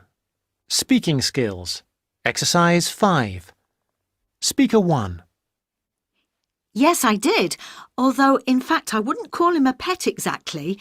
Rover was our guard dog, but he had a peculiar way of guarding the house.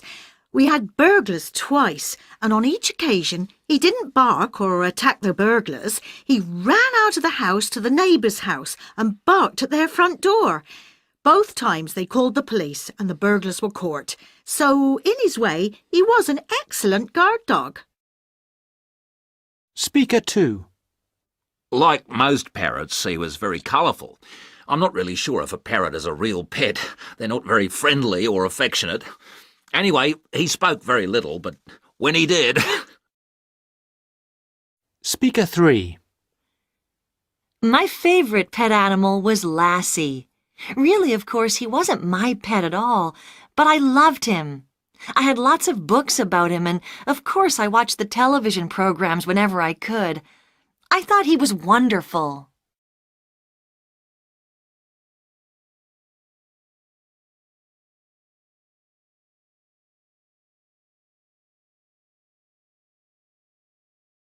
Unit 8, page 67. Speaking skills. Exercise 5. Speaker 1.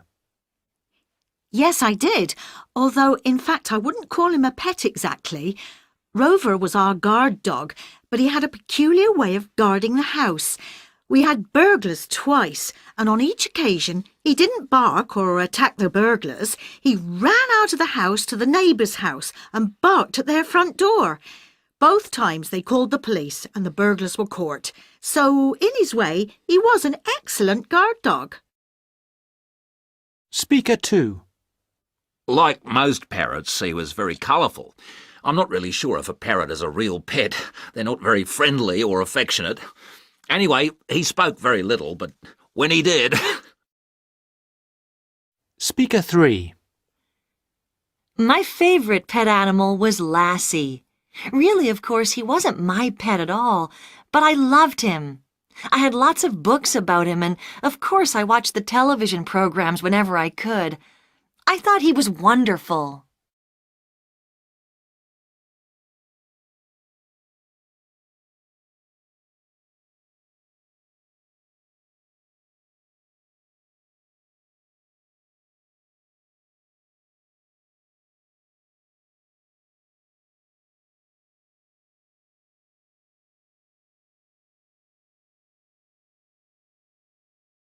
Unit 8, page 69. Exam listening. Section 4. You will hear part of a lecture on wildlife. Listen carefully and answer questions 31 to 40. Thousands of exotic plants and animals have been introduced into the British Isles over thousands of years. These newcomers compete with native species for resources and can also cause major changes in the wildlife and in the habitats of our countryside. The problem is not just British, of course, but global, and it has been going on for centuries. One good example of this I'd like to mention today is the European starling. The starling to us in the UK is a fairly ordinary little bird, about 12 inches long. In flight, it appears to be black or grey with tiny white spots. So it's a very ordinary-looking, almost dirty-looking bird. It nests in trees and buildings and can be found in the country and in towns. It travels in large flocks, leaving the nests in the morning and returning in the early evening. It feeds on insects and fruit. Its native range includes the British Isles and Finland, but it is also found in most of Europe and parts of Asia and Africa. In the British Isles and Finland, however, it has suffered a huge decline, and in these countries there is an effort to conserve the species. It is a different story in some of the places where it has been introduced. For example, the population in the USA is estimated at 170 million birds. Also, they are becoming a big problem in Australia and New Zealand. Starlings, as I have said, nest in trees, and it has been found that they are more aggressive than native species, native that is to Australia and New Zealand, when they are looking for nesting places. They therefore compete with native species for nests, and also they drive those species away from nests. So, this nest-building activity causes harm to native species, but also they are a nuisance to humans. They gather in large flocks of thousands of birds and feed together on commercial crops. This causes great financial damage to farmers. And they also make a mess, both in the town and the countryside. There is also the problem that starlings may carry diseases which affect both humans and other animals, although this has not been really confirmed and we are waiting for more work to be done on this. The question arises, what are we to do about foreign species which not only do damage to native species but interfere with human activity? we have three approaches in theory, but usually it is not a free choice between them. Usually we have to do the best we can and that money will allow. The best approach, of course, is prevention, and many countries have passed legislation which attempts to limit or prevent the arrival of non-native species in their countries. In particular, there are many international regulations on how and where ships may pick up and deposit water, and this is a major contribution to preventing the accidental transport of fish and organisms by ship, since accidental transport by ship is a frequent cause of fish and other creatures going from place to place. Ports also have special areas where water can be deposited, and many of them have treatment facilities to kill any foreign species that may establish themselves in their waters. For fish and organisms that live in water, these international regulations are useful, but obviously not all species can be dealt with in this way. Sometimes it is simply too late for prevention. Then we have to consider eradication or management. By management, I mean that we have to decide how best to live with the new creatures and how to keep their numbers down. However, this becomes not only a scientific question, it can be a matter of choice what population level of an invasive species we want to maintain. This choice involves costs. There is the cost of living with the species, and there is the cost of managing the species over time, and species management is usually a long-term business without any foreseeable end. However, there is not just the economic aspect to this question. We can also consider the ethical point. How should we treat animals which we have, sometimes deliberately, introduced into the environment? Is it permissible just to exterminate a number of them convenient to ourselves? The most important decision has to be made in the political forum, whatever considerations go into the making of that decision. These questions are relevant also to the approach of eradication, which is another option, but which does not have an encouraging history. Many attempts have been made to eradicate introduced species.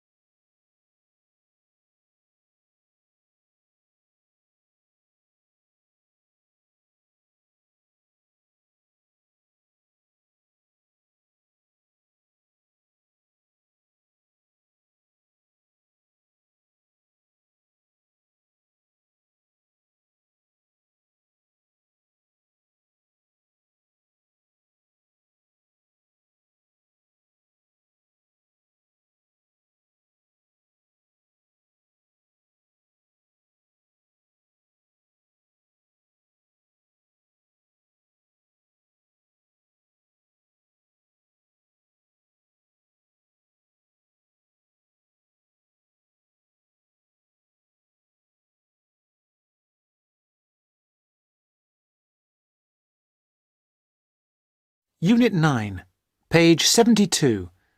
Listening skills. Exercise 4. You will hear a student and an advisor talking about facilities at a college. You will see that there is an example which has been done for you. On this occasion only, the conversation relating to this will be played first. Hi, I wonder if you could help me. I'm starting a course at Glenfield in a few weeks. I was just a bit worried about what facilities there will be and what I'll have to do. I'm especially interested in health and welfare stuff. Certainly. We normally send out a copy of our leaflet, Staying Healthy at Glenfield. I'm not sure why you haven't had it. Well, could you answer a few questions for me?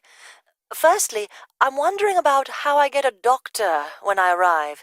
Well, you can register with the University Health Centre on North Campus. And do I have to pay for that? Not to register, but if you have to get medicines, there's a prescription charge of £6.50. The advisor says the prescription charge is £6.50, so that is written in the space. Now we shall begin. You should answer the questions as you listen, because you will not hear the recording a second time. Listen carefully and answer questions 1 to 5. Hi, I wonder if you could help me. I'm starting a course at Glenfield in a few weeks. I was just a bit worried about what facilities there will be and what I'll have to do. I'm especially interested in health and welfare stuff. Certainly. We normally send out a copy of our leaflet, Staying Healthy at Glenfield. I'm not sure why you haven't had it. Well, could you answer a few questions for me? Firstly, I'm wondering about how I get a doctor when I arrive. Well, you can register with the University Health Centre on North Campus. And do I have to pay for that? Not to register, but if you have to get medicines, there's a prescription charge of £6.50. Okay. Well, I'm not planning to get ill. That's only going to arise if I have any problems. So, should I just go along when I arrive? That's what we recommend for peace of mind, but it's not compulsory, and if you don't live inside the catchment area, you can't in fact register there. Where do you live? Well, at the moment I'm staying at the Backpackers Hostel in Hill Street, but I will be moving from there shortly, somewhere nearer. Well, there's a map at the centre which shows you the area that the university practice can accept people from. It's what we call the yellow zone. If you live outside that area, you have to find another medical centre to register with. It sounds like I'll only qualify after I move. I think you might be right. Then, in addition to the health centre, there's a free counselling service for all students situated on the North Campus. You don't have to register. They also have drop-in sessions. I say it's free, but that's only for up to 8 sessions. Beyond that, they normally refer people elsewhere. Sounds serious. Well, it's not just for big problems. People go there for advice on housing, workload, whatever, really. They can even arrange financial help. Is it confidential? Absolutely.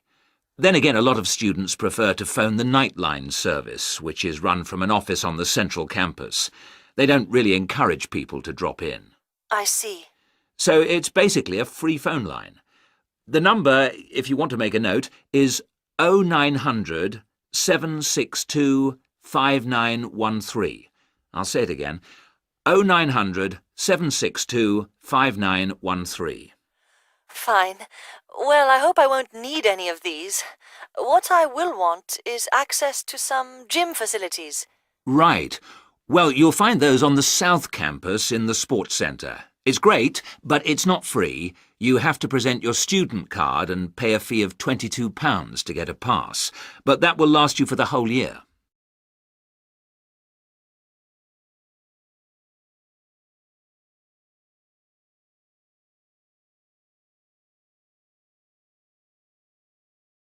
Unit 9, page 73. Listening skills. Exercise 6. List 1. A, H, J, K. List 2. B, C, D, E, G, P, T, V. List 3. F, L, M, N, S, X. List 4. I, Y. List 5. Q, U. List 6. R, O, W, Z.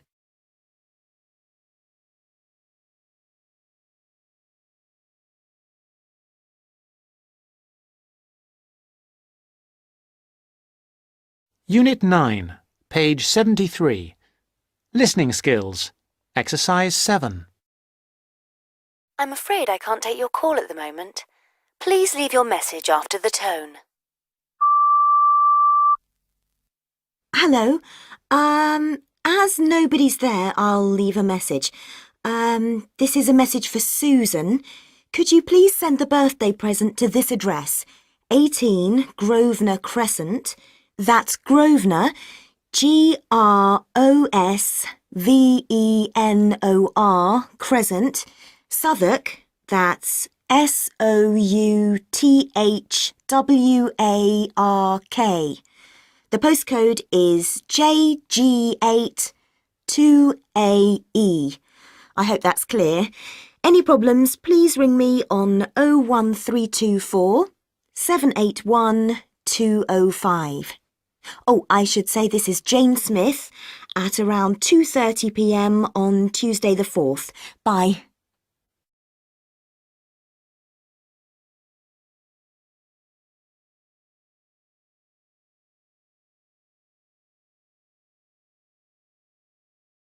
Unit 9, page 73.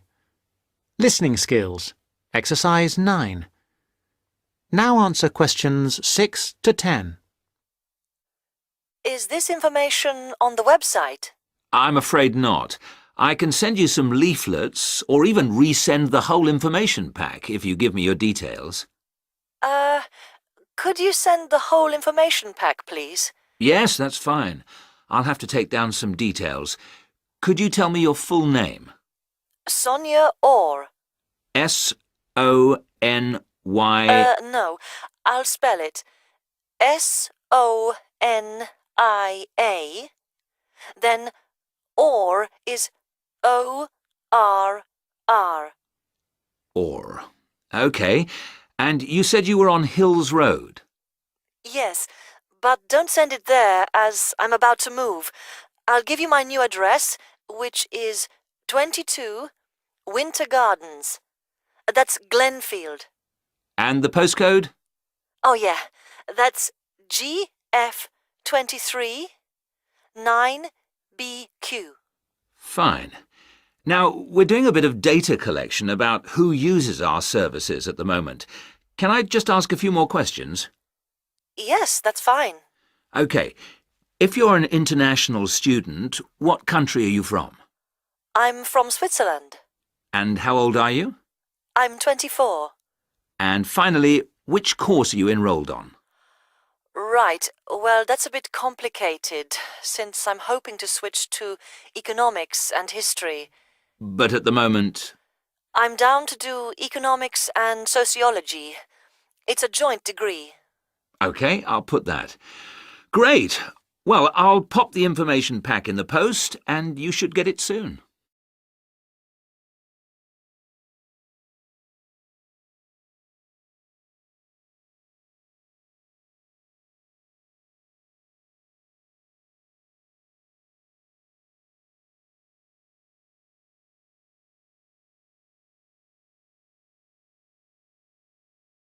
Unit 9, page 75. Speaking skills. Exercise 4. Speaker 1. I think it depends on what interests you and how committed you are. I suppose the best way, or at least the most effective way of getting healthy, is through doing more exercise.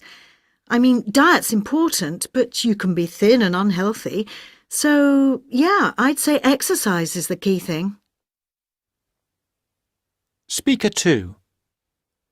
It's difficult to say, I think. There are so many reasons. The main cause seems to be smoking. I mean, it's the biggest cause of early deaths in most countries, I think. What else? Oh yeah, there's also salt. People eat more than they should do. But actually, people are getting more aware now of the dangers. Speaker 3. I don't really know for sure, but my impression is that it can help. It's obvious that it helps if you think about it, because people keep going back for acupuncture and homeopathy. So it's mostly because of what people believe. That's what makes it effective.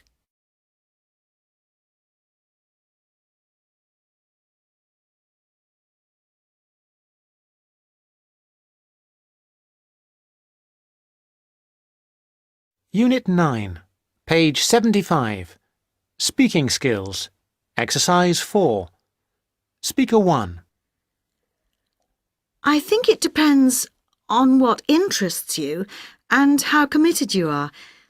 I suppose the best way, or at least the most effective way of getting healthy, is through doing more exercise. I mean, diet's important, but you can be thin and unhealthy. So, yeah, I'd say exercise is the key thing. Speaker 2. It's difficult to say, I think. There are so many reasons. The main cause seems to be smoking. I mean, it's the biggest cause of early deaths in most countries, I think. What else? Oh yeah, there's also salt. People eat more than they should do. But actually, people are getting more aware now of the dangers. Speaker 3. I don't really know for sure, but my impression is that it can help. It's obvious that it helps if you think about it, because people keep going back for acupuncture and homeopathy. So it's mostly because of what people believe. That's what makes it effective.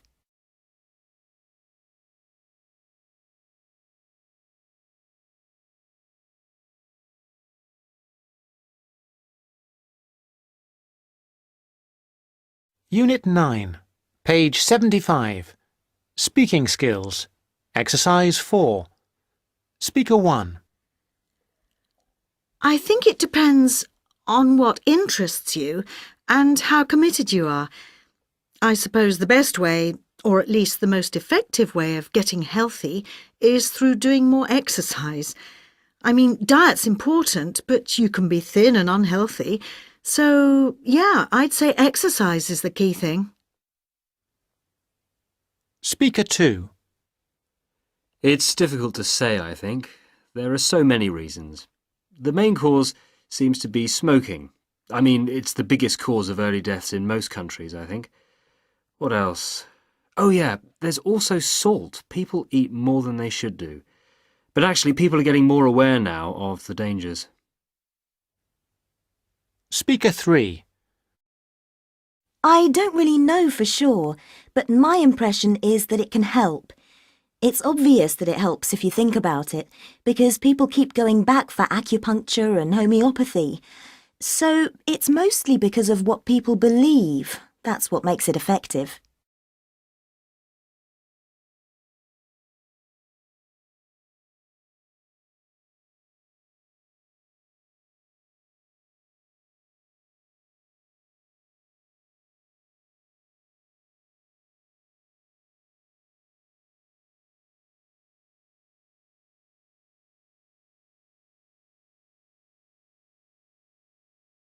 Unit 9, page 76.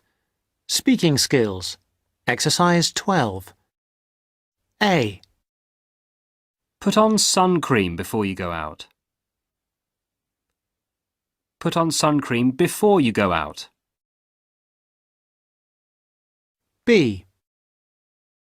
30 minutes daily is a good amount of exercise. 30 minutes daily is a good amount of exercise. C. Fresh fruit is good for everyone. Fresh fruit is good for everyone. D. Fish is good for the brains of children. Fish is good for the brains of children.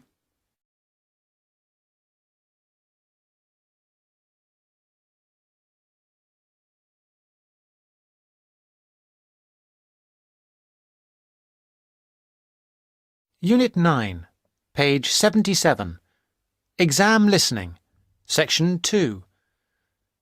You will hear part of an introductory talk to a health club. Listen carefully and answer questions 11 to 15. Good morning, everybody. I'd like to welcome you to Rose's Health Club, which is part of the nationwide Rose Group of Health and Fitness Centres. Today, I hope to tell you everything about the Glenfield Centre and the facilities it offers. First, have a look at the map of the centre I have put up here. There's a copy of it in your information packs. As you can see, we have a range of facilities. We are here at the meeting point, next to the reception desk. If you get lost, which is unlikely, make your way here. The main feature of the health club is, of course, the swimming pool. This is a 25-metre pool divided into 3 or 4 lanes. Access to the pool is normally through the changing rooms for obvious reasons. To get to these, bear left as you come through reception, and as you follow the corridor, they are the 2 doors immediately to your right. First the female changing room, then the men's. If you follow the corridor right to the back of the building, you'll find one of our most popular features, 3 state-of-the-art squash courts. We keep them in very good condition, so if you're keen on that sport, I'm sure you'll appreciate the quality. Right then, I'm sure what many of you are thinking of joining for is access to the gym facilities and activities like yoga. We've got lots of space for this, and these are all situated on the left-hand side of the main corridor, opposite the changing rooms and squash courts. At the far end, you'll find the fixed and free weights room. There are lots of fixed weights machines, and you'll also find exercise bikes and rowing machines. Next to that, directly opposite the changing rooms, there's access to our sports hall. This is where yoga classes, martial arts, circuit training, and other classes take place. We even have badminton and table tennis sometimes. OK, moving on from the sports, there are 2 other things to point out. One is a small door next to reception to the left as you come in. This takes you into the staff training room. This is important because you'll know where to find us in an emergency, and it doubles as a first aid room in those circumstances. Finally, last but not least, there is another corridor to the right as you come in, and that leads you to the cafe lounge on one side and the viewing area for the swimming pool on the other.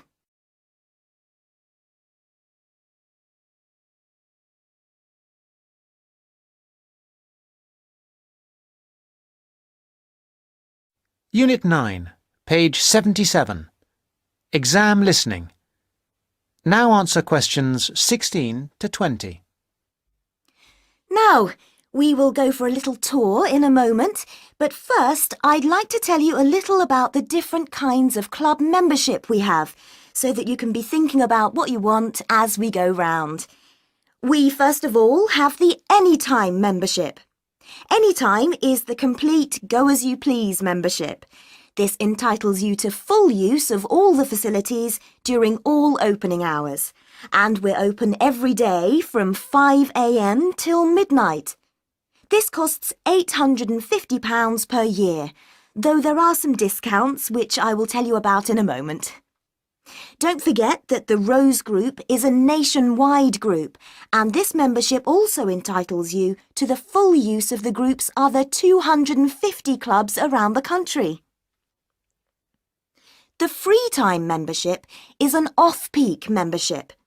This entitles you to use of the facilities between 10 a.m. in the morning and 3 p.m. in the afternoon.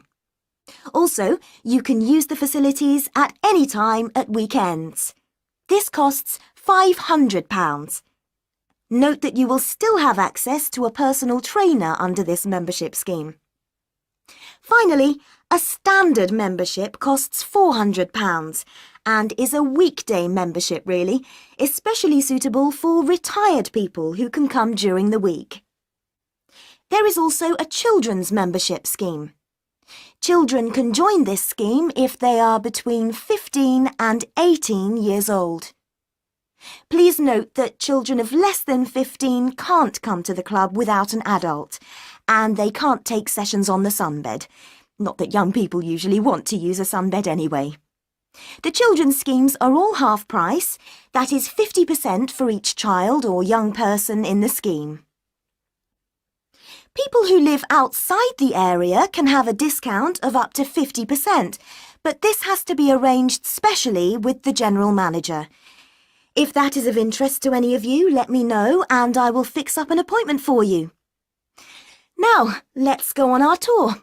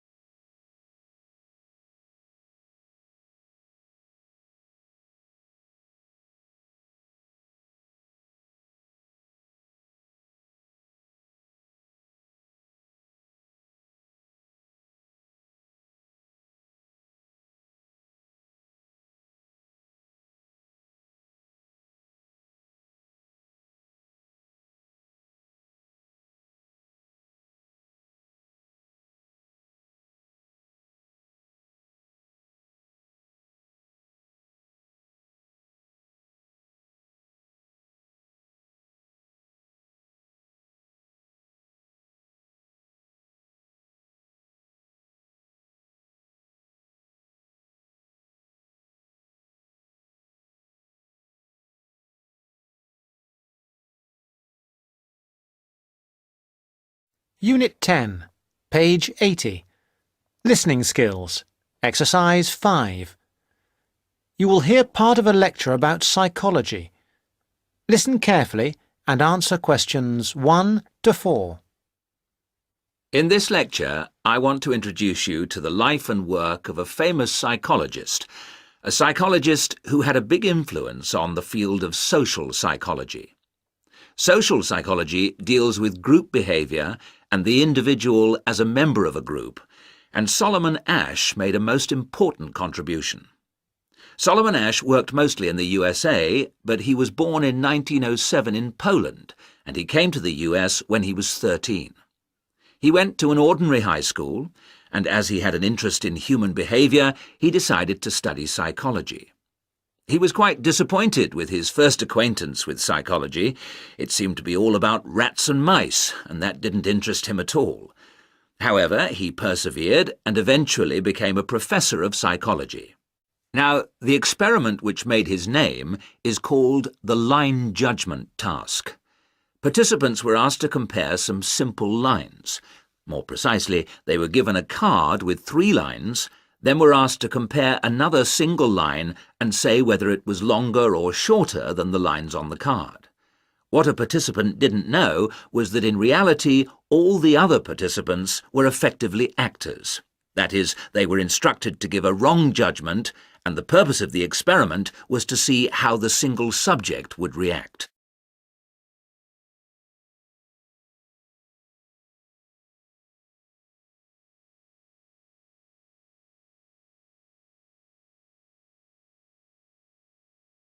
Unit 10, page 81. Listening skills. Exercise 9. Now answer questions 5 to 10. The subject would hear the others saying things about the length of the line which were clearly false. Most subjects answered correctly, in spite of the incorrect judgments of the others, but a proportion, 32%, conformed to the majority view, the incorrect view. This proportion was much, much higher than anticipated. Before the experiments, they'd thought 15% or lower might do this. To give you a bit more detail, I have an illustration up here on the board. A group of 6 or 7 people were given a card with 3 lines on it. There is a short vertical line, on the right of which is a longer line, and on the right of that there is another, still longer line. However, it's clear that the longest line is the right-hand one, the second longest, the middle one, and the shortest is the one on the left. The participants were given a second card with just 1 line on it. I should add that in these experiments people became very distressed. They found it very hard to deal with a situation where people were telling them things which were against the evidence of their own eyes. One woman became extremely agitated, running about measuring and looking and checking and shouting in a kind of massive anxiety. Now, what experiments which occurred sometime later found was that other factors can influence the result.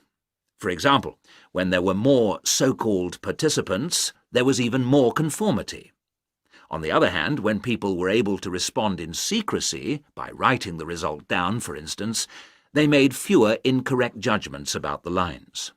Subjects gave various explanations for why they made the decisions they did.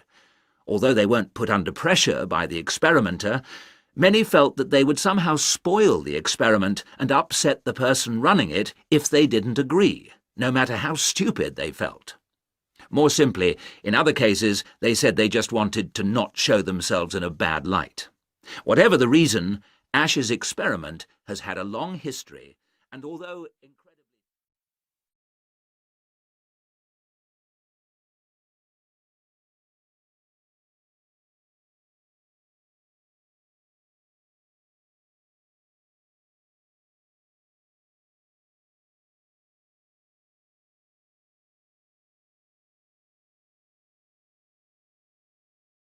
Unit 10, page 83. Speaking skills. Exercise 7. Speaker 1. The place I've decided to talk about is Dartmoor, which is in the south of England. I used to spend a lot of holidays there when I was young. It's a really wild place, fantastic for walking. It's got an amazing atmosphere. Speaker 2. The place that's really important to me is my garden. It's not very big, but it's mine, and I know I can relax there. Looking after the flowers always gets rid of any stress. And it's colourful too. Speaker 3. I've chosen to talk about a cafe I go to in town. It's where I go to meet my friends. There's always a good atmosphere, and it's nice to just sit and watch other people walking past.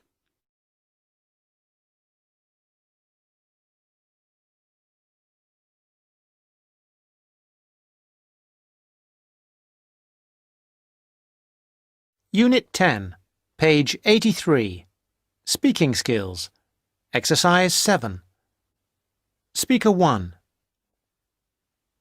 The place I've decided to talk about is Dartmoor, which is in the south of England. I used to spend a lot of holidays there when I was young. It's a really wild place, fantastic for walking. It's got an amazing atmosphere. Speaker 2. The place that's really important to me is my garden. It's not very big, but it's mine, and I know I can relax there. Looking after the flowers always gets rid of any stress. And it's colourful too. Speaker 3. I've chosen to talk about a cafe I go to in town. It's where I go to meet my friends. There's always a good atmosphere, and it's nice to just sit and watch other people walking past.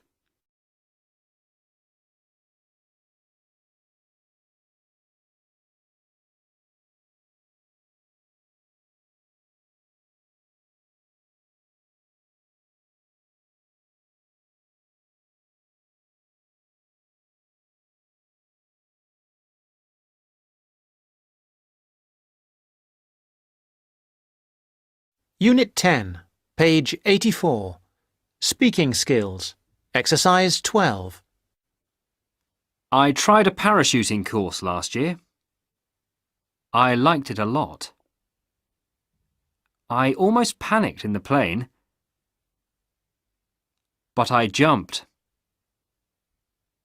I landed very softly, thank goodness.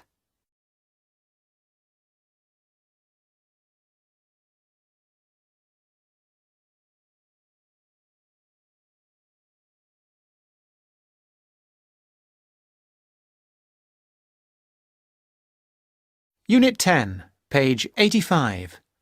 Exam listening. Section 3. You will hear some students discussing an assignment. Listen carefully and answer questions 21 to 24. Well, Fiona, we certainly have a lot of work to do this weekend. I wish now I hadn't spent so much time on my other assignment. Don't say that. You did really well. 80%. Yes, but this is different. It's not hard, really. It's just all a bit of a rush. We had loads of time to get the other one right, but this one is all a bit pressured. That's what makes me anxious, despite the preparation we've done. You shouldn't worry. What could go wrong? Look, let's look through what we can do to make sure it's okay. Well, the main difficulty that's bothering me is about defining the terms of reference. It's supposed to be about approaches to social welfare, right? Yes, but we're not expected to give a survey of what that means. That's not the point. We're supposed to be comparing the way welfare is approached in collectivist societies and what you might call capitalist societies. So we can concentrate on just that contrast. Yes. The other thing that bothers me is that I'm not really committed to either view. Well, I have strong opinions of my own, but that's not supposed to colour my judgment. How do you mean? Well, what you write for this is supposed to be unbiased. It specifically says that you shouldn't give a personal view. But Professor Green has a personal view. Yes, but that doesn't mean that we have to agree with him. And I don't think we'll do any better if we do. And how long does it have to be? The maximum is 4,000 words. What? But that's the maximum. We'll probably end up with about 3, but at least 2,000 is the minimum. Shouldn't be a problem. OK.